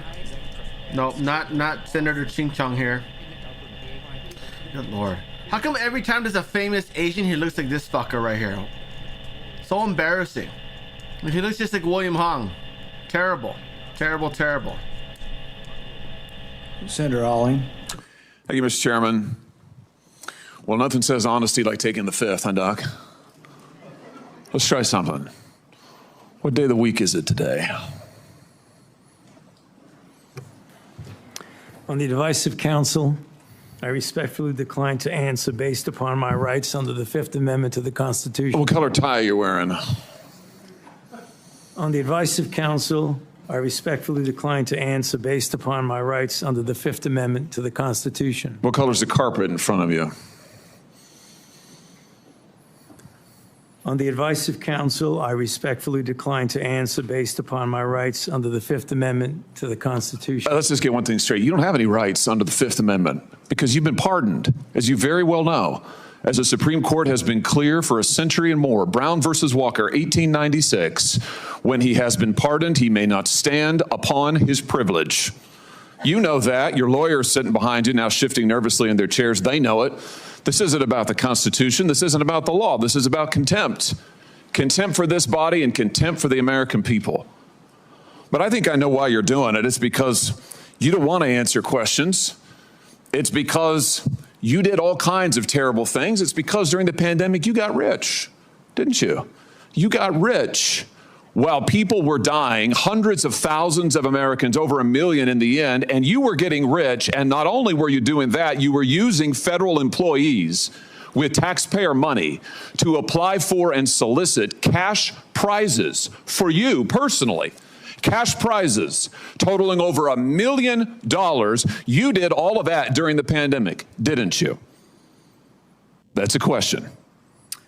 On the advice of counsel, I respectfully decline to answer based upon my rights under the Fifth Amendment to the Constitution. You remember Greg Folkers? Who was that? On the advice of counsel, I respectfully decline to answer based upon my rights under the Fifth Amendment to the Constitution. Your chief of staff is the answer. Do you remember Patricia Conrad? Who was that? On the advice of counsel, I respectfully decline to answer based upon my rights under the Fifth Amendment to the Constitution. She was your personal assistant. And what were these individuals doing in the depth of the pandemic in November of 2020 when millions of Americans were suffering from COVID? What were they doing? I tell you what they're doing. Folkers was on your behalf soliciting and gathering information for a cash award. Let's look at it. We've got his email right here, right over my shoulder. Folkers says, I'm working on this nomination for the Dan David Award for Fauci. We need to beef up the COVID part. Do you have language in the can that you could share that delineates how we responded in new ways to COVID? He sends this to multiple federal employees. What was the Dan David Award? Do you remember, Doc? On the advice of counsel, I respectfully decline to answer based upon my rights under the Fifth Amendment to the Constitution. It was a $900,000 cash award. $900,000 cash award. And he got it because he used federal employees to get it. And this wasn't the only award, was it, Dr. Fauci? In fact, you applied for and received at least 8 other federal cash prizes on federal time using federal employees and federal resources. Here they are over my shoulder. Besides the Dan David Award, you've got the Partnership for Public Service, you've got the Adelson Prize, you've got the Smithsonian Award, you've got the National Academy of Medicine's Award, you've got the CDC Foundation. In fact, you turned your staff into a full-time application machine. You actually wrote to people and said, do you think maybe I'd qualify? And you got cash for all of this. And it wasn't just 1 or 2 employees, was it? In fact, you used 8 separate federal employees on federal time using federal resources to solicit cash awards. Isn't that true? On the advice of counsel, I respectfully decline to answer based upon my rights under the Fifth Amendment to the Constitution. Here they are right over my shoulder. Here's all of them. The people that you use, federal employees, so that you could go and get cash money. And the most hilarious part is that you weren't content to even dragoon them into applying for all of these cash awards. You then had them go out to the ethics agencies and ethics watchdogs and demand that you be able to get the money. That's right. We've got it in your emails.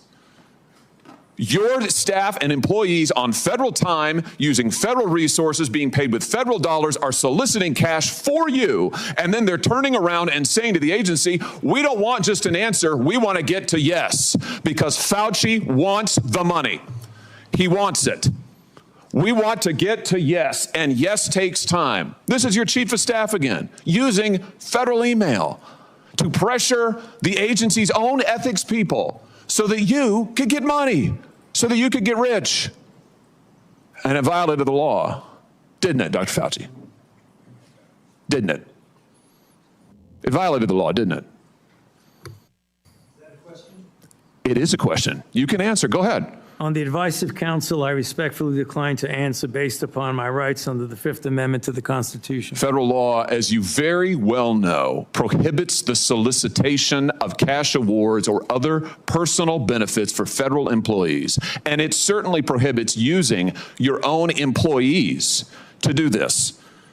5 CFR section 2635 205B It says it right there in black and white. You cannot use federal resources, federal dollars, federal employees, federal offices, federal email, federal time to solicit cash awards, and you did all of it, and the worst part is thousands of people were dying while you were doing it. You were supposed to be the nation's doctor, and you were playing one on TV, but this is what you were doing with your time. Isn't that true? On the advice of counsel, I respectfully decline to answer based upon my rights under the Fifth Amendment to the Constitution. Yeah, I can see why. I can certainly see why. You know what I can't quite figure out is that why you were so obsessed with it, because you're already rich. I mean, and your scheme worked here. I mean, your net worth now is north of $12 million. You got over $1 million in cash awards during COVID, during a 12-month, 24-month span during COVID. $1 million you knocked down in cash money using federal resources. Now you're worth more than $12 million. You've got a pension that in its first year paid out north of $400,000 a year. 1 million people dead, you're getting rich. 1 million people dead, you're using federal employees to get cash awards for you. 1 million people dead, and you're here taking the fifth because you don't want to admit that what really happened in all that time was a multi-month, multi-year course of self-dealing. Isn't that true, Dr. Fauci?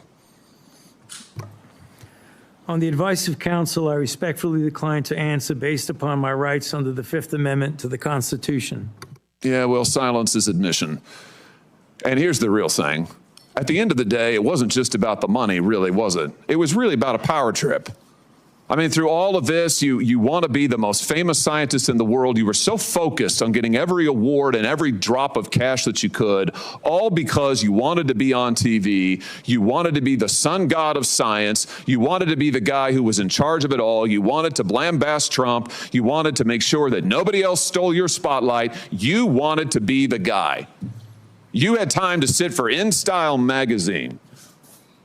Here's what you were doing with your time. You could sit for InStyle magazine, but you can't answer questions for the American people. You could sit for InStyle magazine, but you're here taking the fifth. You could sit for InStyle magazine and get $1 million in cash awards, but now the cat's got your tongue. I bet he does. I tell you what, here's my conclusion from all of this. This was really all about you the whole time. Somewhere along the way, you lost your way.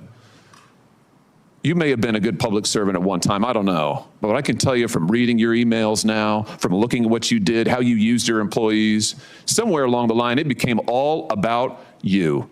You became a narcissist and a megalomaniac and a liar. And you've lied to the American people, and you've lied to this body. And you've disgraced your profession by doing it. You called yourself the most famous scientist in the world. You've done more to harm science than anybody in my lifetime. And I hope you'll go home and write that in your diary. Thank you, Mr. Chairman. Senator Fetterman. Thank you, Mr. Chairman.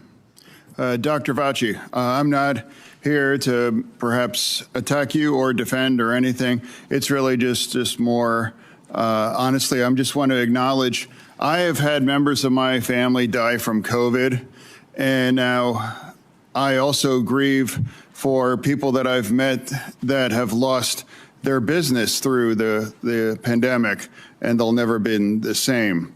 Now, as during the pandemic, I was the lieutenant governor, so we were in the middle of all of that maelstrom, trying to find the right balance between protect life and protect the economics and for all of it.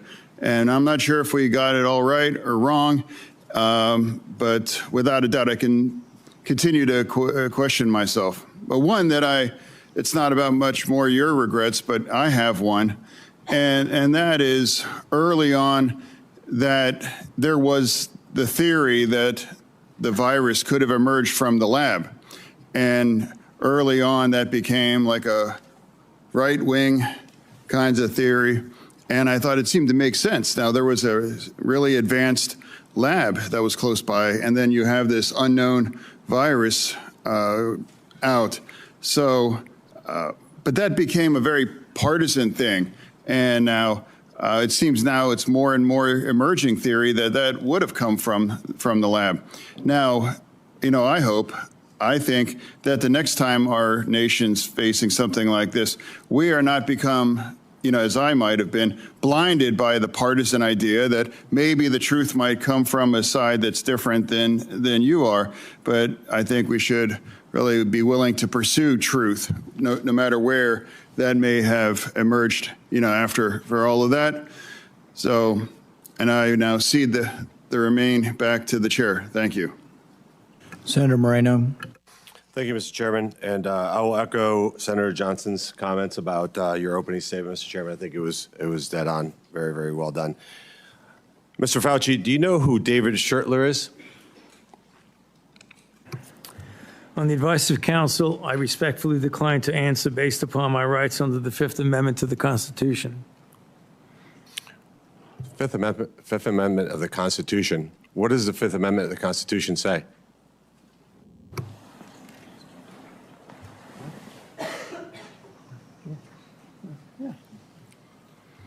On the advice of counsel, I respectfully decline to answer based upon my rights under the Fifth Amendment of the Constitution. No, I'm just asking you what it says. On the advice of counsel, I respectfully decline to answer based upon my rights under the Fifth Amendment to the Constitution. I'm going to give the Constitution to my aide. He'll bring it over to you so you can have it for future reference. I think it's something that every American should know what the Constitution says. Do you know who wrote the Fifth Amendment? On the advice of counsel, I respectfully decline to answer based upon my rights under the Fifth Amendment of the Constitution. So you're invoking a right that you don't know who wrote it or what it says. Is that correct? On the advice of counsel, I respectfully decline to answer based upon my rights under the Fifth Amendment to the Constitution. Wow.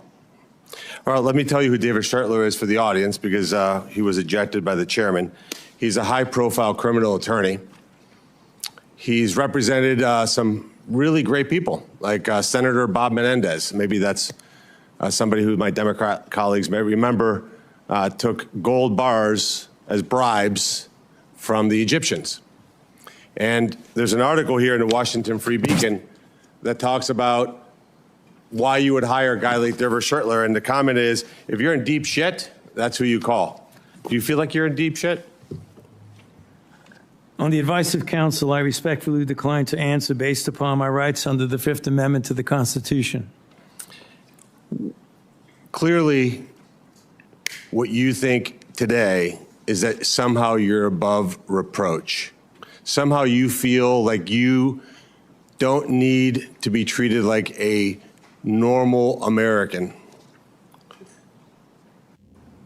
Can you do me a favor in the audience and stand up if during the time of the COVID pandemic, you were called a racist for calling the virus a Wuhan virus or the China virus? If you thought the 6-foot rule was total crap, if you thought the vaccine wasn't something that you should take, if you thought it was outrageous the way the mask policy was rolled out, if you were fired from your job for not taking that vaccine, including members of the military, if you thought closing schools was catastrophically stupid, and that you thought that during these times saying these things made you somehow a lesser human being. Dr. Fauci, can you just turn around and look at the people behind you? You're not willing to do that? That's not a question. It's not a question. To your lawyers, not a question. It's a request. All you have to do is look up from your lawyers and look at the people who were absolutely shamed for saying what we know now to be the truth. You can't even look at them? That's a question. Are you able to look at them? You can sit down in the audience.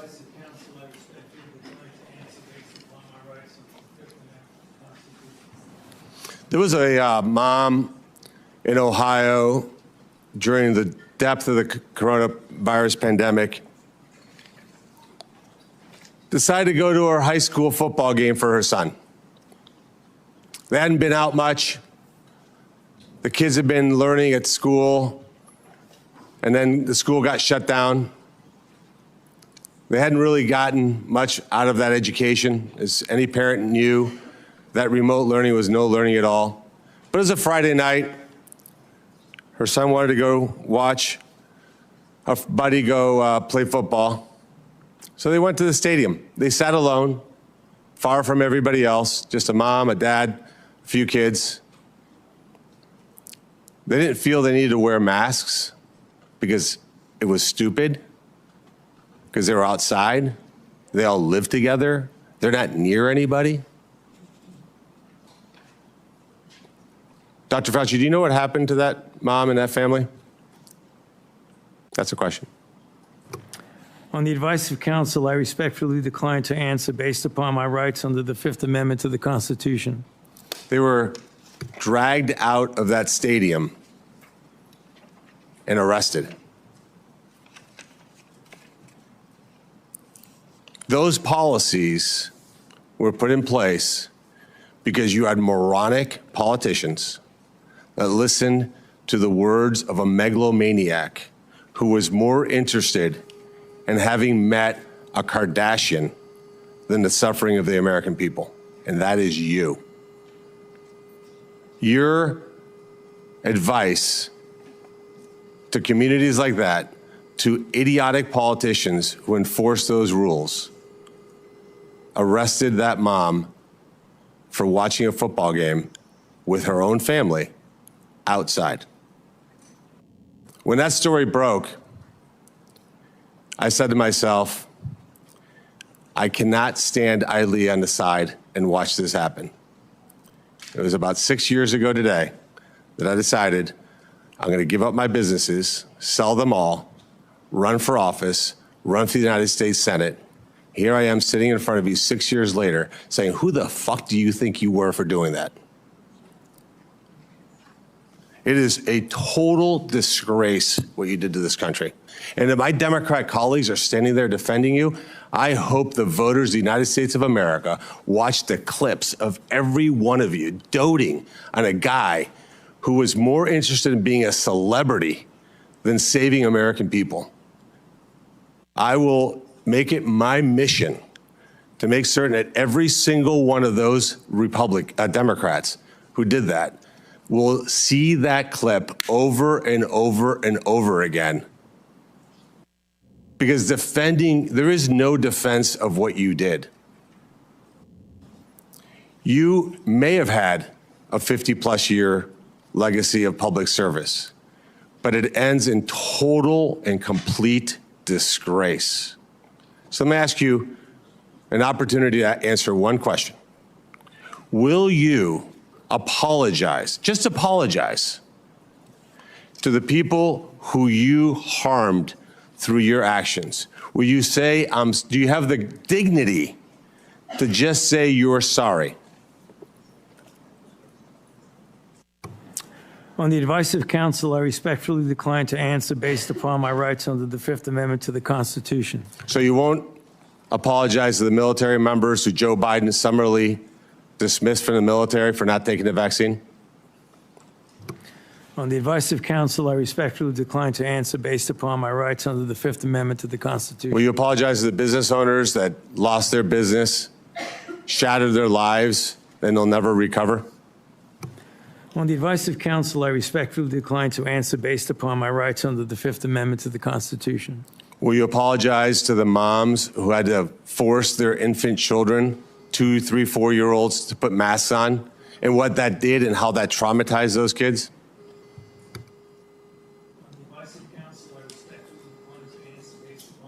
Under the Fifth Amendment to the Constitution. Will you apologize to the family members of the people who died because they took your advice and not only got the first vaccine, but the 5, 6 other boosters that they did not need? On the advice of counsel, I respectfully decline to answer based upon my rights under the Fifth Amendment to the Constitution. Will you apologize to that mom from Ohio for being arrested for watching a football game with her family? On the advice of counsel, I respectfully decline to answer based upon my rights under the Fifth Amendment to the Constitution. So you didn't know who wrote the Fifth Amendment. It's James Madison. Lived in this town. I can only wonder what he would think of somebody like you invoking his writings to shield culpability. for the actions that you took. It's no secret why you have to hire the biggest dirtbag attorney on the planet, because of what you did. I hope you're paying him well. And I hope that one way or the other, somewhere, sometime, you answer for your crimes. Senator Ernst. Thank you, Mr. Chairman, for holding this important hearing today. Dr. Fauci, Americans haven't forgotten the tragic stories of people who lost loved ones during COVID and those that were denied a chance to say goodbye to their family members that were in hospitals or residing in nursing homes because of the COVID-19 protocols.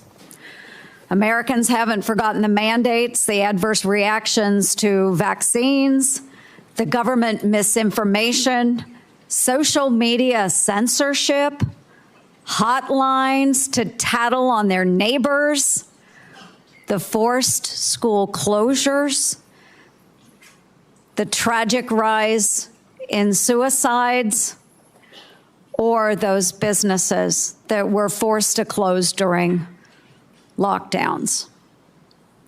Americans haven't forgotten the hundreds of billions of dollars spent by taxpayers for COVID relief, stolen by fraudsters who bought Rolls Royces and yachts. These were taxpayer dollars. Americans have lost trust in science and government after the COVID response, trust which will be incredibly difficult for us to gain back. Dr. Fauci, you said that the science was evolving and that your recommendations evolved with it. But Americans remember you as the public face of the coronavirus response. As one of the nation's most trusted voices, you urged policies you said were absolutely necessary, even when those policies came at an enormous human and economic cost. And Americans deserve answers about reports that you may have worked with others to pressure the president into adopting the slow the spread strategy, and why you later sought an unconditional pardon for crimes you may have committed dating back to 2014. Dr. Fauci, in 2022, you had a taxpayer-funded salary of $480,000 a year. You were, in fact, the highest paid federal employee in the entire federal government, even making more than the NIH director and the President of the United States. According to now public documents, that was due in large part to your work on biodefense. Unreported is how NIAID spent over $1 billion from 2009 to 2026 in biodefense and influenza federal contracts and subcontracts.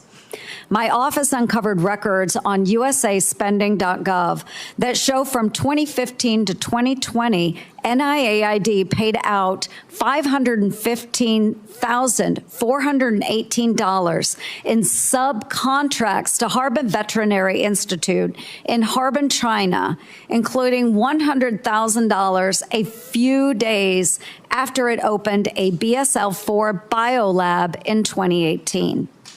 That very same institute was criticized for doing gain-of-function bird flu research in 2013. And yet you were funding them for years after that, sending U.S. taxpayer dollars to China. These contracts, which we also trace to NIAID, show U.S. taxpayers funded gain-of-function researchers in the Netherlands and in Wisconsin, funding the same folks whose controversial work led President Obama to pause this exact type of dangerous pandemic research.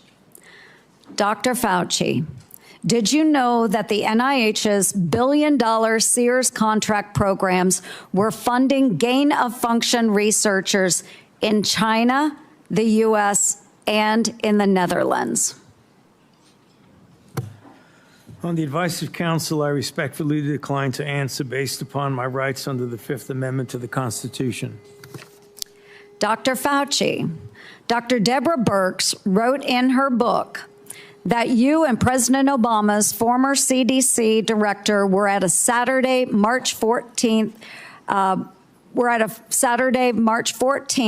2020 meeting at her home 2 days before the president announced his 15 days to slow the spread effort. Your now released diary said the meeting was a week before that. Dr. Birx said you all were trying to trap the president into having no other options. She wrote, your plan was to, quote, block any of the president's escape routes. So, quote, he'd have no choice but to agree to our flatten the curve measures. Yes or no, Dr. Fauci, did you try to block or trap President Trump into the slow the spread, flatten the curve measures in March 2020? On the advice of counsel, I respectfully decline to answer based upon my rights under the Fifth Amendment to the Constitution. When the COVID-19 virus broke out in Wuhan, China, you, Dr. Fauci, knew pretty much right away that NIH had funded Chinese labs, including those doing coronavirus research. There's email traffic from early January 2020 where your staff was flagging for you that NIH funded coronavirus research at the Wuhan lab through EcoHealth Alliance.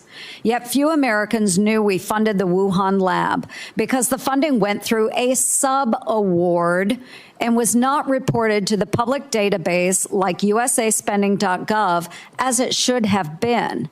Also, EcoHealth violated federal law by failing to report in its research papers how much taxpayer funding it spent on that research. At my request, the Government Accountability Office helped track down that $1.4 million of U.S. taxpayer money that was sent to the Wuhan Institute of Virology, both by you, Dr. Fauci, and through USAID. But first, it passed through EcoHealth Alliance, which I helped to get defunded through the NDAA.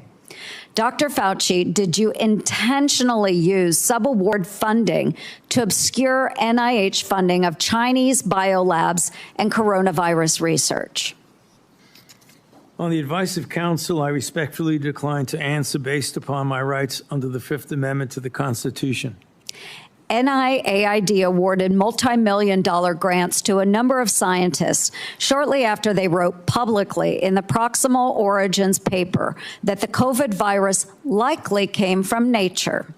Though documents Chairman Paul released last week show in private, those same scientists were much more open to the virus being from a lab.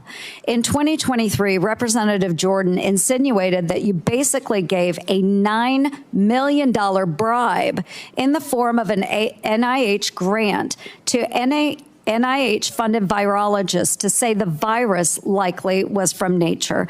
Dr. Fauci, yes or no, did you reward the Proximal Origin authors by giving them NIAID grants or contracts? I respectfully decline to answer based upon my rights under the Fifth Amendment to the Constitution.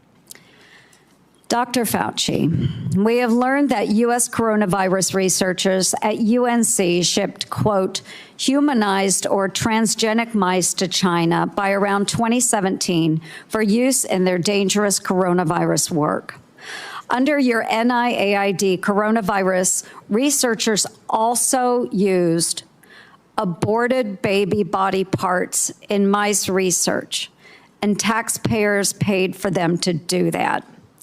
NIH-funded coronavirus researcher Dr. Ralph Barrick and his colleagues at UNC put parts of livers, thymuses, and chunks of human fetal lung that they got from aborted, almost 5-month-old human babies. They put those parts in their research mice. They disgustingly named them BLT mice and wrote they had created a, quote, sandwich of aborted body parts in the mice. Get it, folks? BLT. A BLT sandwich. Your RML lab employees in Montana also ordered and used aborted baby body parts in their taxpayer-funded research.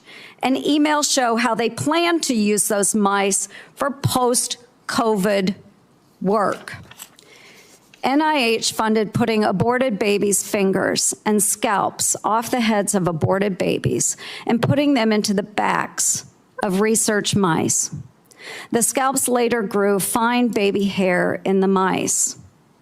They even included those disgusting photos in their research paper that you funded. Not all of those were research on coronaviruses, but some were. Thankfully, the current NIH director has said no more of this. Dr. Fauci, yes or no? Do you think that human aborted parts should be put into mice for coronavirus research? The advice of counsel, I respectfully decline to answer based upon my rights under the Fifth Amendment to the Constitution.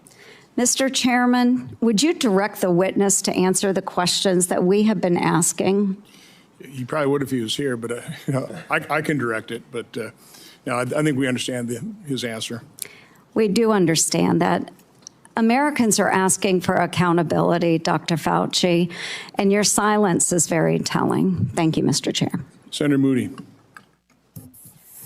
Thank you, Mr. Chairman. You know, I'm the most junior member of the Senate here, showing from where I sit. I just got here last year. Many of you may remember I was the Attorney General in Florida who fought back against the lockdowns, the school closures, the church closures, everything to embrace sanity and science. We fought back. We got ridiculed for it. And we didn't just call people names.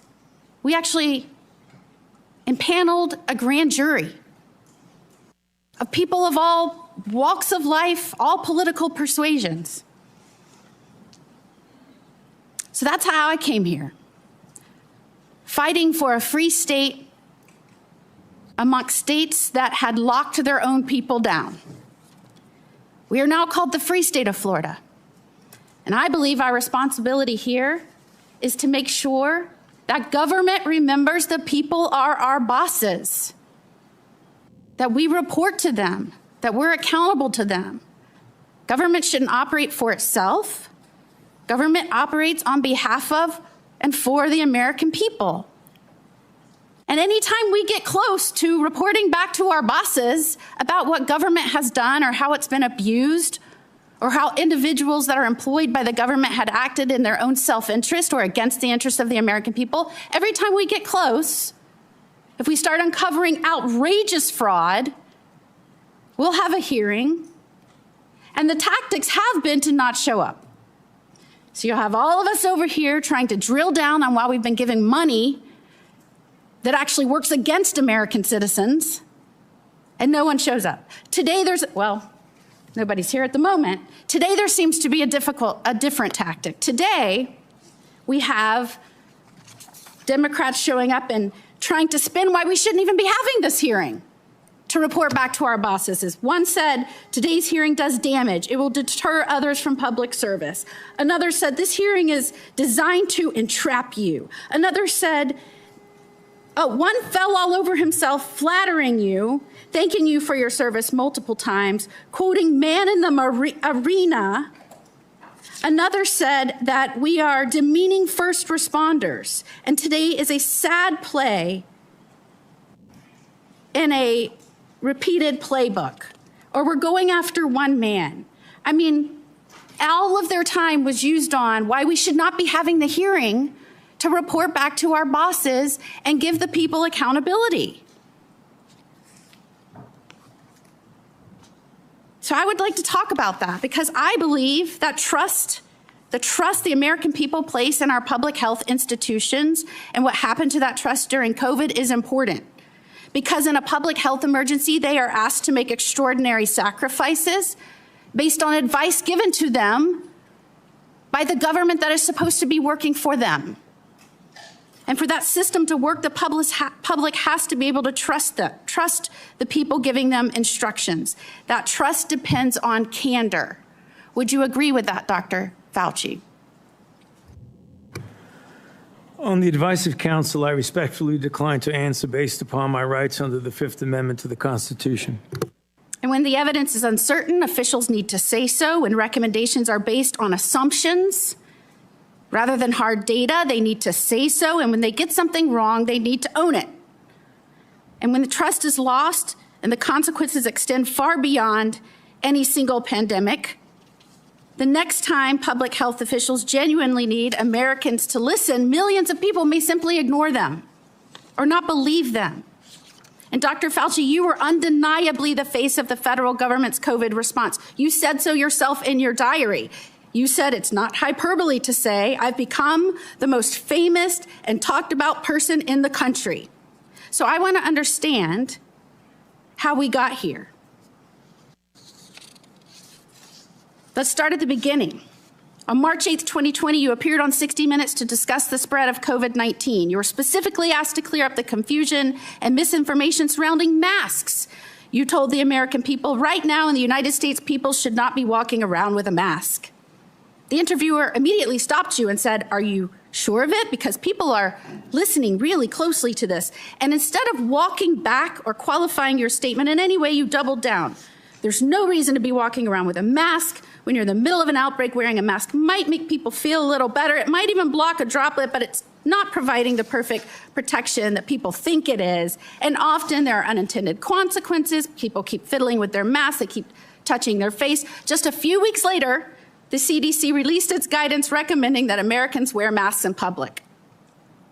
You were asked to explain your original recommendation. You emphasized a very different consideration. You said, well, back then, the critical issue was to save the masks for the people who really needed them because it was felt there was a shortage of masks.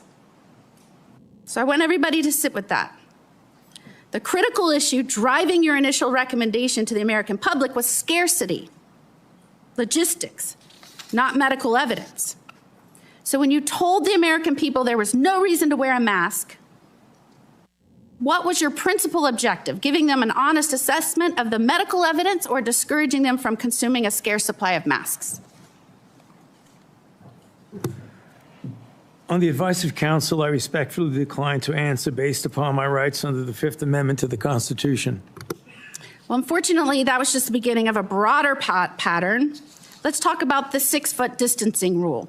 In April 5th, 2020, interview on CBS said, every time I get to that podium in the White House briefing room, I always essentially plead with people. Please take a look at those very simple guidelines of physical separation. And they're very, very clear. Physically separate 6 feet away. Yet when Congress finally asked you in 2024 what science supported that evidence, 6-foot distance rule for COVID, you admitted you were not aware of any studies supporting it.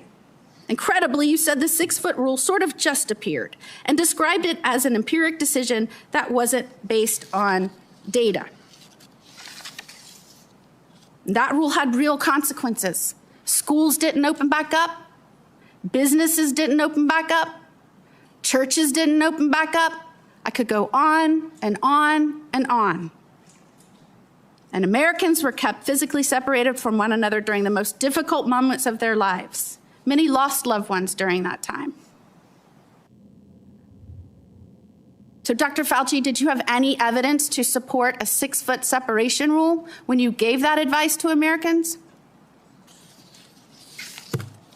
On the advice of counsel, I respectfully decline to answer based upon my rights under the Fifth Amendment to the Constitution. All right, well, let's look at the lockdowns then. By 2022, the consequences of prolonged COVID lockdowns on our children were clear, from delayed development to social isolation, which is probably why you were asked in July 2022 whether you would recommend locking down schools again. And you said, first of all, I didn't recommend locking anything down.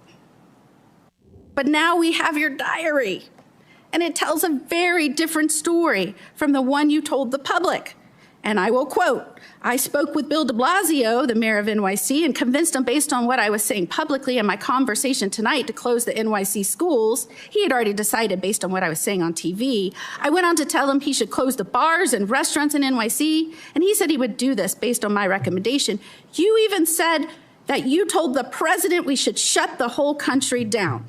So Dr. Fauci, how do you square telling the American people publicly that you didn't recommend locking anything down with your own diary entry kept on federal government equipment saying that your recommendation is what convinced the mayor and the president to lock things down? On the advice of counsel, I respectfully decline to answer based upon my rights under the Fifth Amendment to the Constitution. Now, I just want to make clear that when in Florida, we were pleading with people to give us advice based on scientific evidence, that we were getting these conflicting statements by you that didn't match scientific data. And in fact, when we impaneled a grand jury, the grand jury's conclusion, not surprising to anyone, and by the way, we're still the only state to have impaneled a grand jury. I was the only attorney general to do this. We did this in 2023.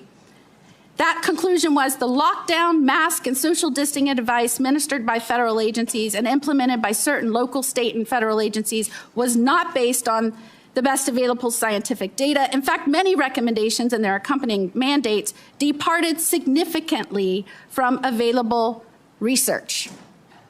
Again, people from all walks of life, all political persuasions, that is what they found. And yet, during that time, while you were giving those statements, knowing there was no scientific basis for it, and we know now you knew it because we have your diary entries, you called the governor that I worked with to fight to keep Washington and D.C. out of our state so that we could indeed respect the rights of our citizens. You called our governor, Governor DeSantis, and I'm going to quote this so I get it right out of your journals, a total jerk, that he is a complete disgrace, that he is blocking local authorities from mandating masks in various locations, including schools. And you were very concerned and upset that we were actively, and I'm going to quote, criticizing you, and we talked virtually every day about being wrong on everything. And what is astounding is that you wrote you feared because of that, because we were questioning our government, because we were fighting back for the truth from our government, from scientifically based recommendations, because we were pushing for that. You said you feared that our democracy is in dire danger. Thank goodness we have people up here that I work with that understand our role, which is to report to our bosses, the people, because they are in charge. Calling for our government to be honest with us and transparent with us and accountable to us, that is a democracy. What you did is the opposite. And I cannot believe I have to explain this to someone who represented our government and some of the most important issues for so long. And before I conclude, if I can just put up our pardon. This is the pardon you have heard so much about. And Dr. Fauci, the only other person that got a pardon like this, I believe, had a last name of Biden. This pardon goes back to, and if you'll see, January the 1st of 2014. Did you talk to President Biden and ask for this pardon? On the advice of counsel, I respectfully decline to answer based upon my rights under the Fifth Amendment to the Constitution. Who did you talk to in the White House about this pardon? On the advice of counsel, I respectfully decline to answer based upon my rights under the Fifth Amendment to the Constitution. Did you specifically ask that it be dated back to the beginning of 2014? On the advice of counsel, I respectfully decline to answer based upon my rights under the Fifth Amendment to the Constitution. Did you do that so that you would be given immunity going back to the beginning of 2014?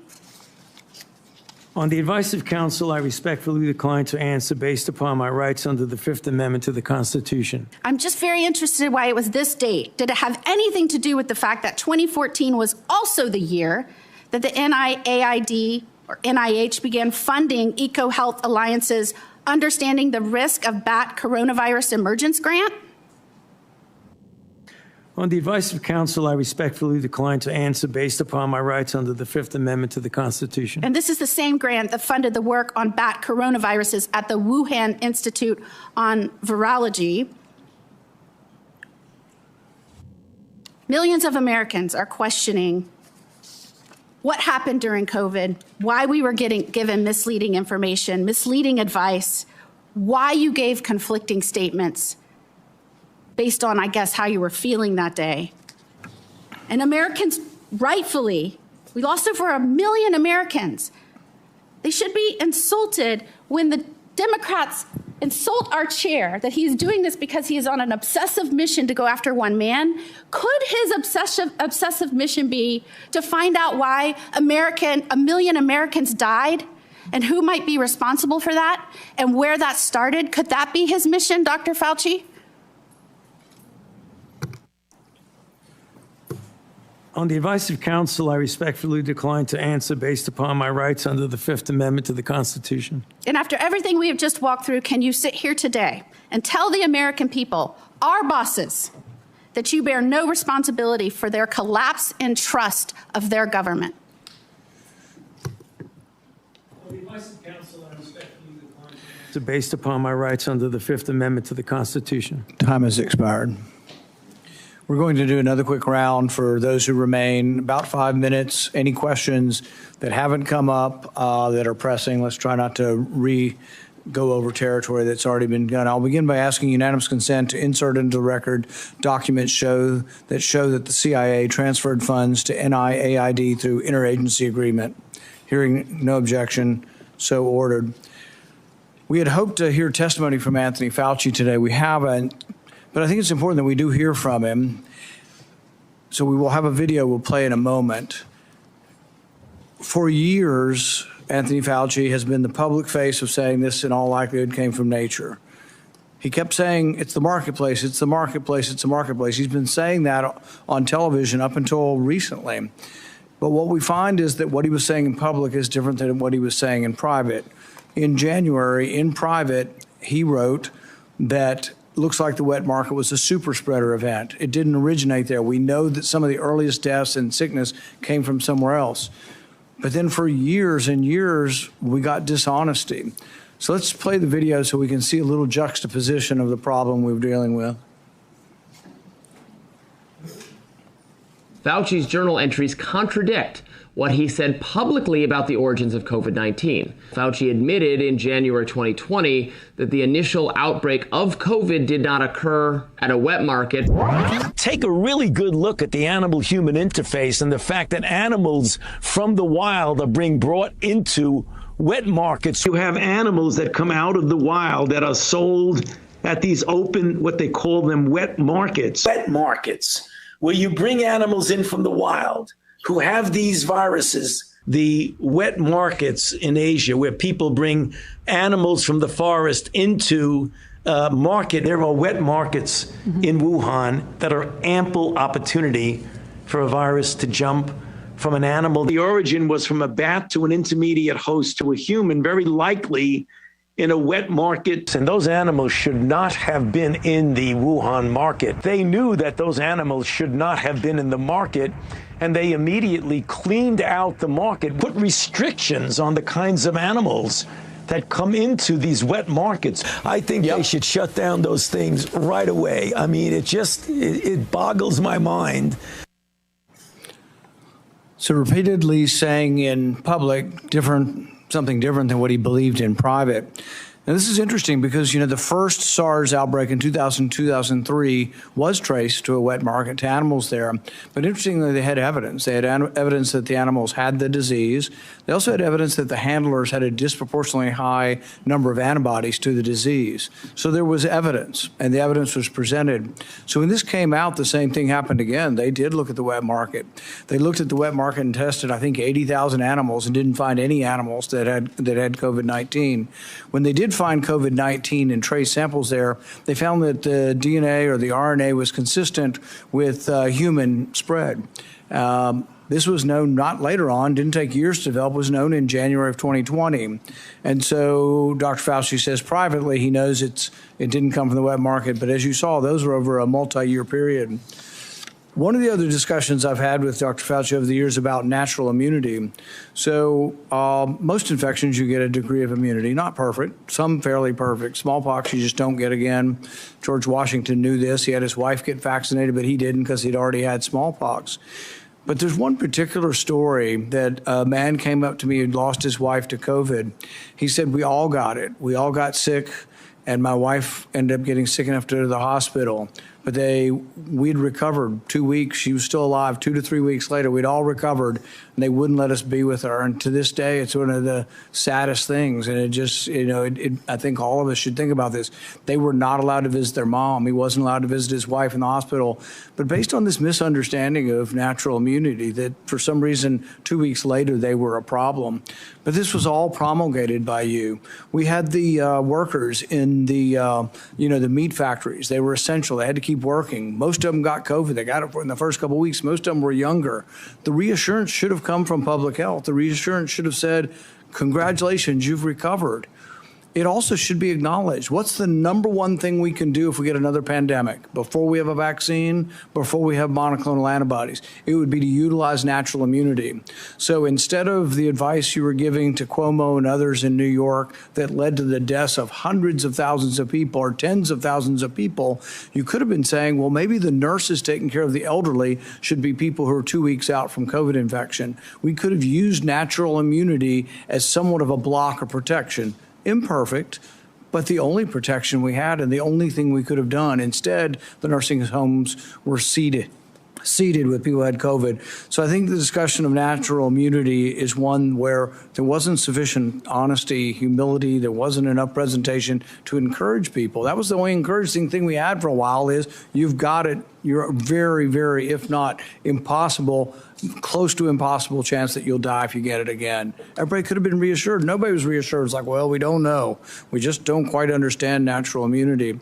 My favorite quote from that is from Martin Kulldorff from Harvard. You called him one of the people that you had to take down, the fringe epidemiologist, which I've never ever heard a scientist call another scientist that. But he jokingly said on Twitter, he said, yeah, we knew about natural immunity from 486 BC, from the time of the Athenian plague.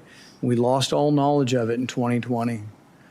The good news is it's slowly coming back. 24 to 2025, we're beginning to understand what natural immunity is again. Not something perfect, but a useful tool that could have been used, but also something that could have helped people by telling the public, my goodness, you're not going to die now. You have a chance. If you've already had it and you're 85 years old and you're at risk for it and you're wanting to feed your wife and they're telling you to wear 4 masks and not be around your wife when you've already had it, it made no sense. I visited with a man whose mom was 83 and she was dying from COVID. They go to the hospital in Orange County. They won't admit her to the hospital till she's vaccinated because we have a policy that everybody in the hospital must be vaccinated. She's got COVID and they wanted to vaccinate her again. At one point in time, the CDC understood this. They told people, don't get vaccinated if you've had COVID within 3 months. Why? Because it may give you a heightened immune response when you've already got a heightened immune response. But giving a person very sick, and many of the people who died from COVID died from sort of this storm of response, this immune storm, the answer wouldn't be try to stir up their immune response more by giving them a vaccine. The answer was actually steroids. And good old-fashioned steroids, 37% reduction in death. It turned out to be way more valuable than remdesivir, way more valuable than any of the other treatments. but I don't remember ever hearing a complimentary word on natural immunity or steroids or anything else. And, you know, I wish we could have done more today. I would have been willing to accept an apology today.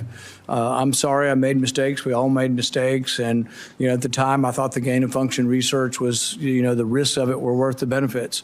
But I've reassessed since 15 million people died. People say, well, gosh, these things never happen. We know it happened in 1977. We know with 100% certainty a virus escaped. In 1977, there's something called the Russian flu. Nobody's exactly positive how it got out. But when they sequenced it, they found out that a flu in 1977 had exactly the same RNA as a 1954 one that they had in the lab and they had created a vaccine for. In fact, turns out anybody born before 1954 was immune, and the only people who got it were people who had been born between 1954 and 1977. But it was identical.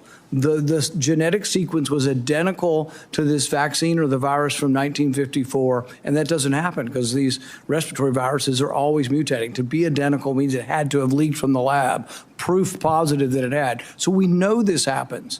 An author by the name of Young wrote a book and said there was 1,200 cases of significant accidents that have occurred. We knew all of this, and yet it was completely discounted because I think you were worried that if it was seen that you funded dangerous research that started the pandemic, you'd get blamed. And it was a concerted effort. It wasn't just you. Anybody associated with the funding decided we needed to protect ourselves. Senator Johnson.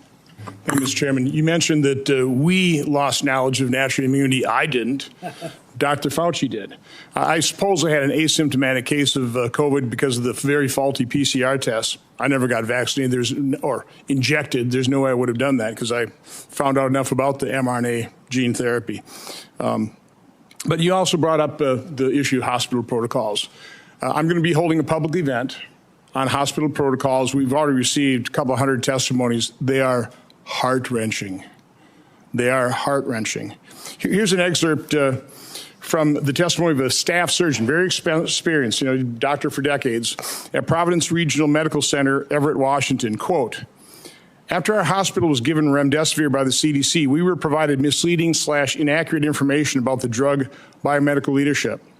When I had a young trauma patient who was a perfect candidate for remdesivir, the infectious disease doctor on call told me to not give it to her because, quote, she seemed like a nice girl. He concludes it was known early the remdesivir kills. As I said, nurses referred to it as run, death is near. So again, I've always been, it never made sense to me that we put all of our eggs in the experimental gene therapy. If you knew anything about it, you would have avoided it like a plague. And we sabotaged early treatment. But the only treatment we really approved, monoclonal antibodies, which I think basically worked pretty well, but those weren't particularly available. They were denied an awful lot of patients. It was all remdesivir. Based on a study that the NIH changed the endpoint from mortality, because it had no impact on mortality, to days of recovery. A drug that the WHO recommended against its use in COVID in November of 2020, but a drug that cost over $3,000 for a course of treatment, versus things like ivermectin, hydroxychloroquine, who even Dr. Fauci, and I should have got that one out because I want to take this time to enter things in the record, said that, we need to have a very tight protocol on remdesivir because it's unknown, but hydroxychloroquine, that's approved, some side effects, but we have a long history of it. Let's put up my latest chart. Again, I was tracking adverse events on the experimental injection, but I use this chart as a comparison. So you've got ivermectin, hydroxychloroquine. These are average, again, Avayers doesn't improve causation, but there's correlation. It's there for a safety signal. So ivermectin, over 30 years of FDA reports, 17 deaths per year. Hydroxychloroquine, over 38 years of reporting, 142 deaths per year.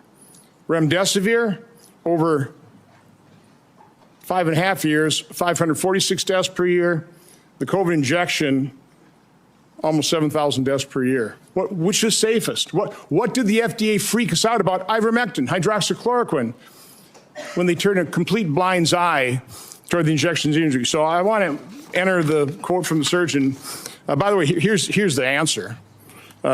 Cheryl Atkinson, in an interview, said that when it comes to money, we check financial ties among experts on the government panel devising coronavirus treatment guidelines, which had the effect of dialing back hydroxychloroquine use and giving an edge to remdesivir. We found the 11 members reporting links to a drug company, 9 of them named relationships to remdesivir's maker, Gilead. 7 more, including 2 of the committee leaders, have ties to Gilead beyond the 11 months they had to disclose.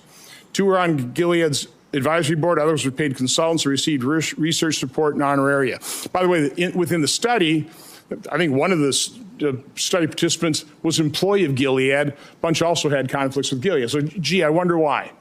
You know, there are conflicts of interest. Gilead made billions of dollars off of remdesivir and people died. In terms of ignoring safety signals, you can probably put that down now. This has come to light. This is Dr. Drew Weissman, who got the Nobel Prize for the mRNA platform. He wrote to Dr. Fauci on February 8th of 2020.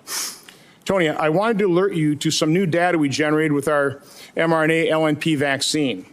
Now, it was a higher fold dose, but that mRNA LNP go to the placenta and fetus measured by translation of the mRNA and cause of immune response in the amniotic fluid. So that same day, Dr. Fauci responds, it'd be interesting to see what human dose levels given intramuscular do. So about a month later, Dr. Weissman replies, he said, we still have some concerns over the data after they tested at IM. Now, again, there's more documentation in terms of the FDA blew it off. It's like, don't worry about that. That was the whole thing. That's what Peter Marks did when he was shown that his algorithm was going to mask safety signals. The last thing I want to enter in the record here is, and I want to make the point, you know, why is this important? That they buried the treatment of severely injection injured. The fact that we haven't acknowledged these injection injuries, these people can't get treatment. They're being gaslit by their doctors. So it's all in your head. The rate of the injection injured of suicides is increasing because they've given up hope, because our medical establishment and federal health agencies completely failed them, failing to acknowledge it. So again, Dr. Nath was diagnosing and treating injection injured in March of 2021. This concerned people. So you had Dr. Walter Koroshitz writes Dr. Fauci. One of the points he made, there's been a steady, slow stream of reports to me of post-vaccination neurological conditions. Dr. Nath has been collecting a bunch. He has reports sent out to publish. Well, that alarmed everybody. Boy, you can't let the public know what's actually happening. You can't actually let the public know what the science is showing. So on April 29th, a email from Francis Collins, head of NIH, to Dr. Koroshitz, says, I find this approach troubling and will have the main consequence of feeding vaccine hesitancy and social media overreaction. Then Dr. Lawrence Tabak writes to Francis Collins, I don't understand why Walter does not shut this thing down. Why don't you shut down Dr. Nath, who's actually treating injection injured? Why? Because of vaccine hesitancy. And because we haven't acknowledged that, and the reason I've been advocating for this is because I know the injection injured. I know people who lost loved ones within days of the injection. And we've turned our backs on them. They deserve acknowledgement. They deserve to be heard, seen, and believed so they can get treatment. I also know the doctors whose careers were destroyed because you denigrated things like ivermectin and denied ivermectin to people in hospitals who got their kidneys knocked out by the remdesivir but got put on ventilators, never got to hug their loved ones goodbye because of those hospital protocols. That's what your science did to people. So, Dr. Fauci, my only question is, based on your lack of testimony here today, based quite honestly on our investigation into the cover-up of safety signals and injection injuries, we have issued letters to a number of former FDA officials to come in for transcribed interviews. You will be getting a letter today asking for a volunteer transcribed interview. So I'd be asking, will you comply or will I have to subpoena you? On the advice of counsel, I respectfully decline to answer based upon my rights under the Fifth Amendment to the Constitution. Expect a subpoena. Thank you. Senator Scott. Dr. Fauci, did you personally receive any royalty payments connected to COVID-related intellectual property? On the advice of counsel, I respectfully decline to answer based upon my rights under the Fifth Amendment to the Constitution. Given that NIH receives royalty payments from certain pharmaceutical companies, why would any American believe these financial ties did not influence decisions about which treatments were promoted or restricted? On the advice of counsel, I respectfully decline to answer based upon my rights under the Fifth Amendment to the Constitution. Why doesn't NIAID publicly disclose these payments? On the advice of counsel, I respectfully decline to answer based upon my rights under the Fifth Amendment to the Constitution. Did you partner with Bill Gates on global health initiatives or vaccines? On the advice of counsel, I respectfully decline to answer based upon my rights under the Fifth Amendment to the Constitution. How much did Bill Gates entities provide in funding to NIAID collectively since 2005? On the advice of counsel, I respectfully decline to answer based upon my rights under the Fifth Amendment to the Constitution. To your knowledge, did Bill Gates partner with China on sensitive research? On the advice of counsel, I respectfully decline to answer based upon my rights under the Fifth Amendment to the Constitution. Specifically, dual-use research such as countermeasures or gain of function? On the advice of counsel, I respectfully decline to answer based upon my rights under the Fifth Amendment to the Constitution. Do you know if Bill Gates' entities partnered with U.S. government classified programs? On the advice of counsel, I respectfully decline to answer based upon my rights under the Fifth Amendment to the Constitution. Do you know if Bill Gates maintains an active national security clearance? On the advice of counsel, I respectfully decline to answer based upon my rights under the Fifth Amendment to the Constitution. Did you advocate or request for Bill Gates to receive a security clearance? On the advice of counsel, I respectfully decline to answer based upon my rights under the Fifth Amendment to the Constitution. Do you have any knowledge that NIAID or NIH through HHS sponsored or requested a security clearance for Bill Gates? On the advice of counsel, I respectfully decline to answer based upon my rights under the Fifth Amendment to the Constitution. Around 2010, my understanding is that the government shifted its approach to biodefense countermeasure research. Did NIAID, under your leadership, partner with the Obama White House or any other U.S. government classified entities on sensitive countermeasures research? On the advice of counsel, I respectfully decline to answer based upon my rights under the Fifth Amendment to the Constitution. Did your office take steps to drive biological research investments? On the advice of counsel, I respectfully decline to answer based upon my rights under the Fifth Amendment to the Constitution. What was private industry's take on the type of research in the 2010 timeframe and before? On the advice of counsel, I respectfully decline to answer based upon my rights under the Fifth Amendment to the Constitution. Was it considered too dangerous to conduct and industry was hesitant to take this on and invest in? On the advice of counsel, I respectfully decline to answer based upon my rights under the Fifth Amendment to the Constitution. Why did you take steps to mature the government's approach to biodefense? On the advice of counsel, I respectfully decline to answer based upon my rights under the Fifth Amendment to the Constitution. Were there any specific lines of effort or actions you felt were needed during this time to improve the research, development, and fielding model? On the advice of counsel, I respectfully decline to answer based upon my rights under the Fifth Amendment to the Constitution. How was dual use and gain of function incorporated or accounted for in maturing biodefense countermeasures? On the advice of counsel, I respectfully decline to answer based upon my rights under the Fifth Amendment to the Constitution. Did you ever discuss moving gain of function countermeasures research out of government space to private industry space? On the advice of counsel, I respectfully decline to answer based upon my rights under the Fifth Amendment to the Constitution. How were these private organizations regulated through government oversight while conducting risky research, including gain of function or gene editing technology?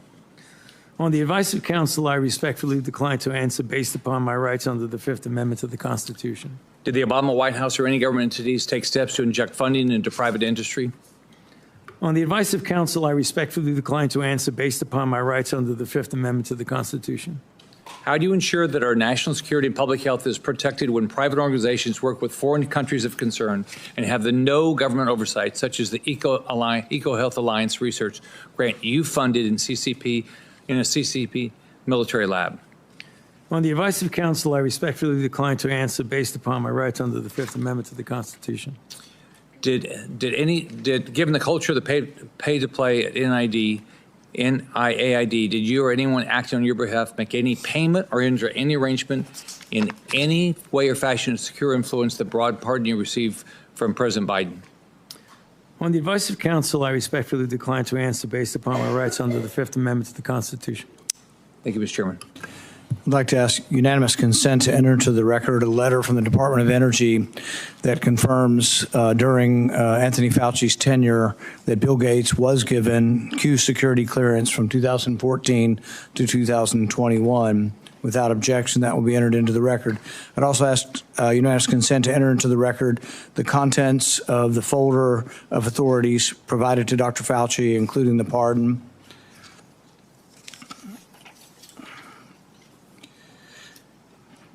Let's be clear today, what we've seen. I really did want to hear from Dr. Fauci. I wanted to hear perhaps an apology, perhaps some semblance of being sorry for what happened or that judgment errors were made. We didn't hear any of that. But he was subpoenaed here to testify, refused to answer any questions, even after being directed by the chair and being advised of the law requiring him to do so. He has cited a privilege that is unsupported because of his blanket pardon and because he waived the privilege by testifying at the start. I'm going to give you one more opportunity to comply with the law, limited to the period of your pardon. At any point between January 1st, 2014 and January 19th, 2025, did you destroy any federal record or tell anyone else to?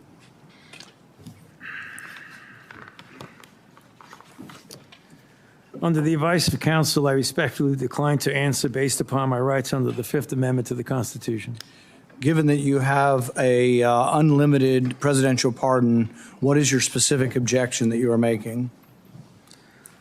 On the advice of counsel, I respectfully decline to answer based upon my rights under the Fifth Amendment to the Constitution. My question was limited to the period of your pardon only. I find your objection unsupported and direct you to answer the question.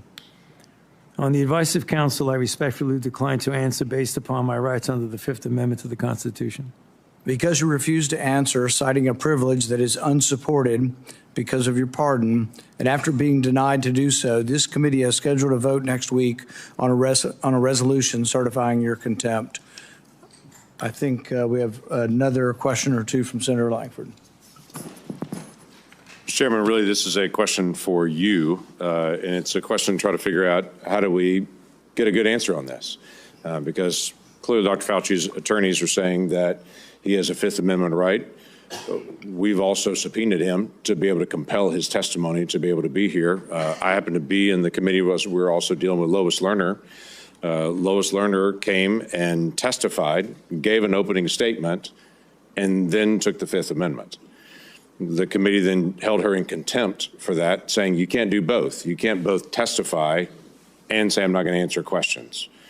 So the parliamentary question that I think we've got to be able to deal with is this consistent with Lois Lerner? What she also did when she came before Congress, gave an opening statement, testimony, so made a statement, and then refused to answer questions. Are we dealing with the same issue here where someone is you can't make a statement and say I'm not going to make statements at the same time? I think it's a very good question. I think that's something all of us will examine over next week. We're going to have a vote next week on contempt. I think there's another legal question that the courts may have to decide upon, and that is whether or not a presidential pardon that offers you complete immunity, that you can still claim that you need protection from immunity when you've been protected. Because Dr. Fauci isn't liable for anything as long as he tells the truth, even if he admits that he destroyed records on a routine basis. His assistant said she destroyed a ton of emails. I think it was a routine thing. I think he destroyed throughout his career there probably thousands of emails. Even if he did that, as long as he answered truthfully, yes, I did. I didn't think that was important. I made a mistake. He can't be prosecuted for it. Many of the things are outside the statute of limitations as well. All he had to do today, if he wanted to testify, was be honest. As long as he was honest, even about committing a crime, he would have no jeopardy. But I think the pardon has given him more immunity than most people would ever get. Like if you offer a witness immunity in exchange for testimony, he has blanket immunity. The president gave him blanket immunity for virtually anything he could have possibly done, while at NIH. So I think we all have to individually answer this question. We welcome you to be part of helping us figure out the question, but there will be a vote, at least right now, there will be planned to be a vote next week on contempt. Okay. Thank you, Mr. Chairman. Today will be the capstone to Anthony Fauci's 40 years of abuse of power at NIH. In the end, must imagine Fauci believes he got away with it. But still, late at night, even the guilty must become anxious, rerunning the scenarios through his mind, wondering, latching on to lingering doubts, and worrying. Did his actions lead to the largest man-made plague in human history? Are the millions dead the result of his experiments or experiments that he approved that increased the pathogenicity of deadly viruses?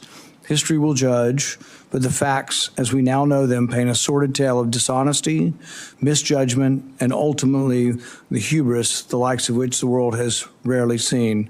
If everyone will remain seated for a few minutes, we're going to let Dr. Fauci exit. Thank you. Fauci, say hi to Vincent Munster for me.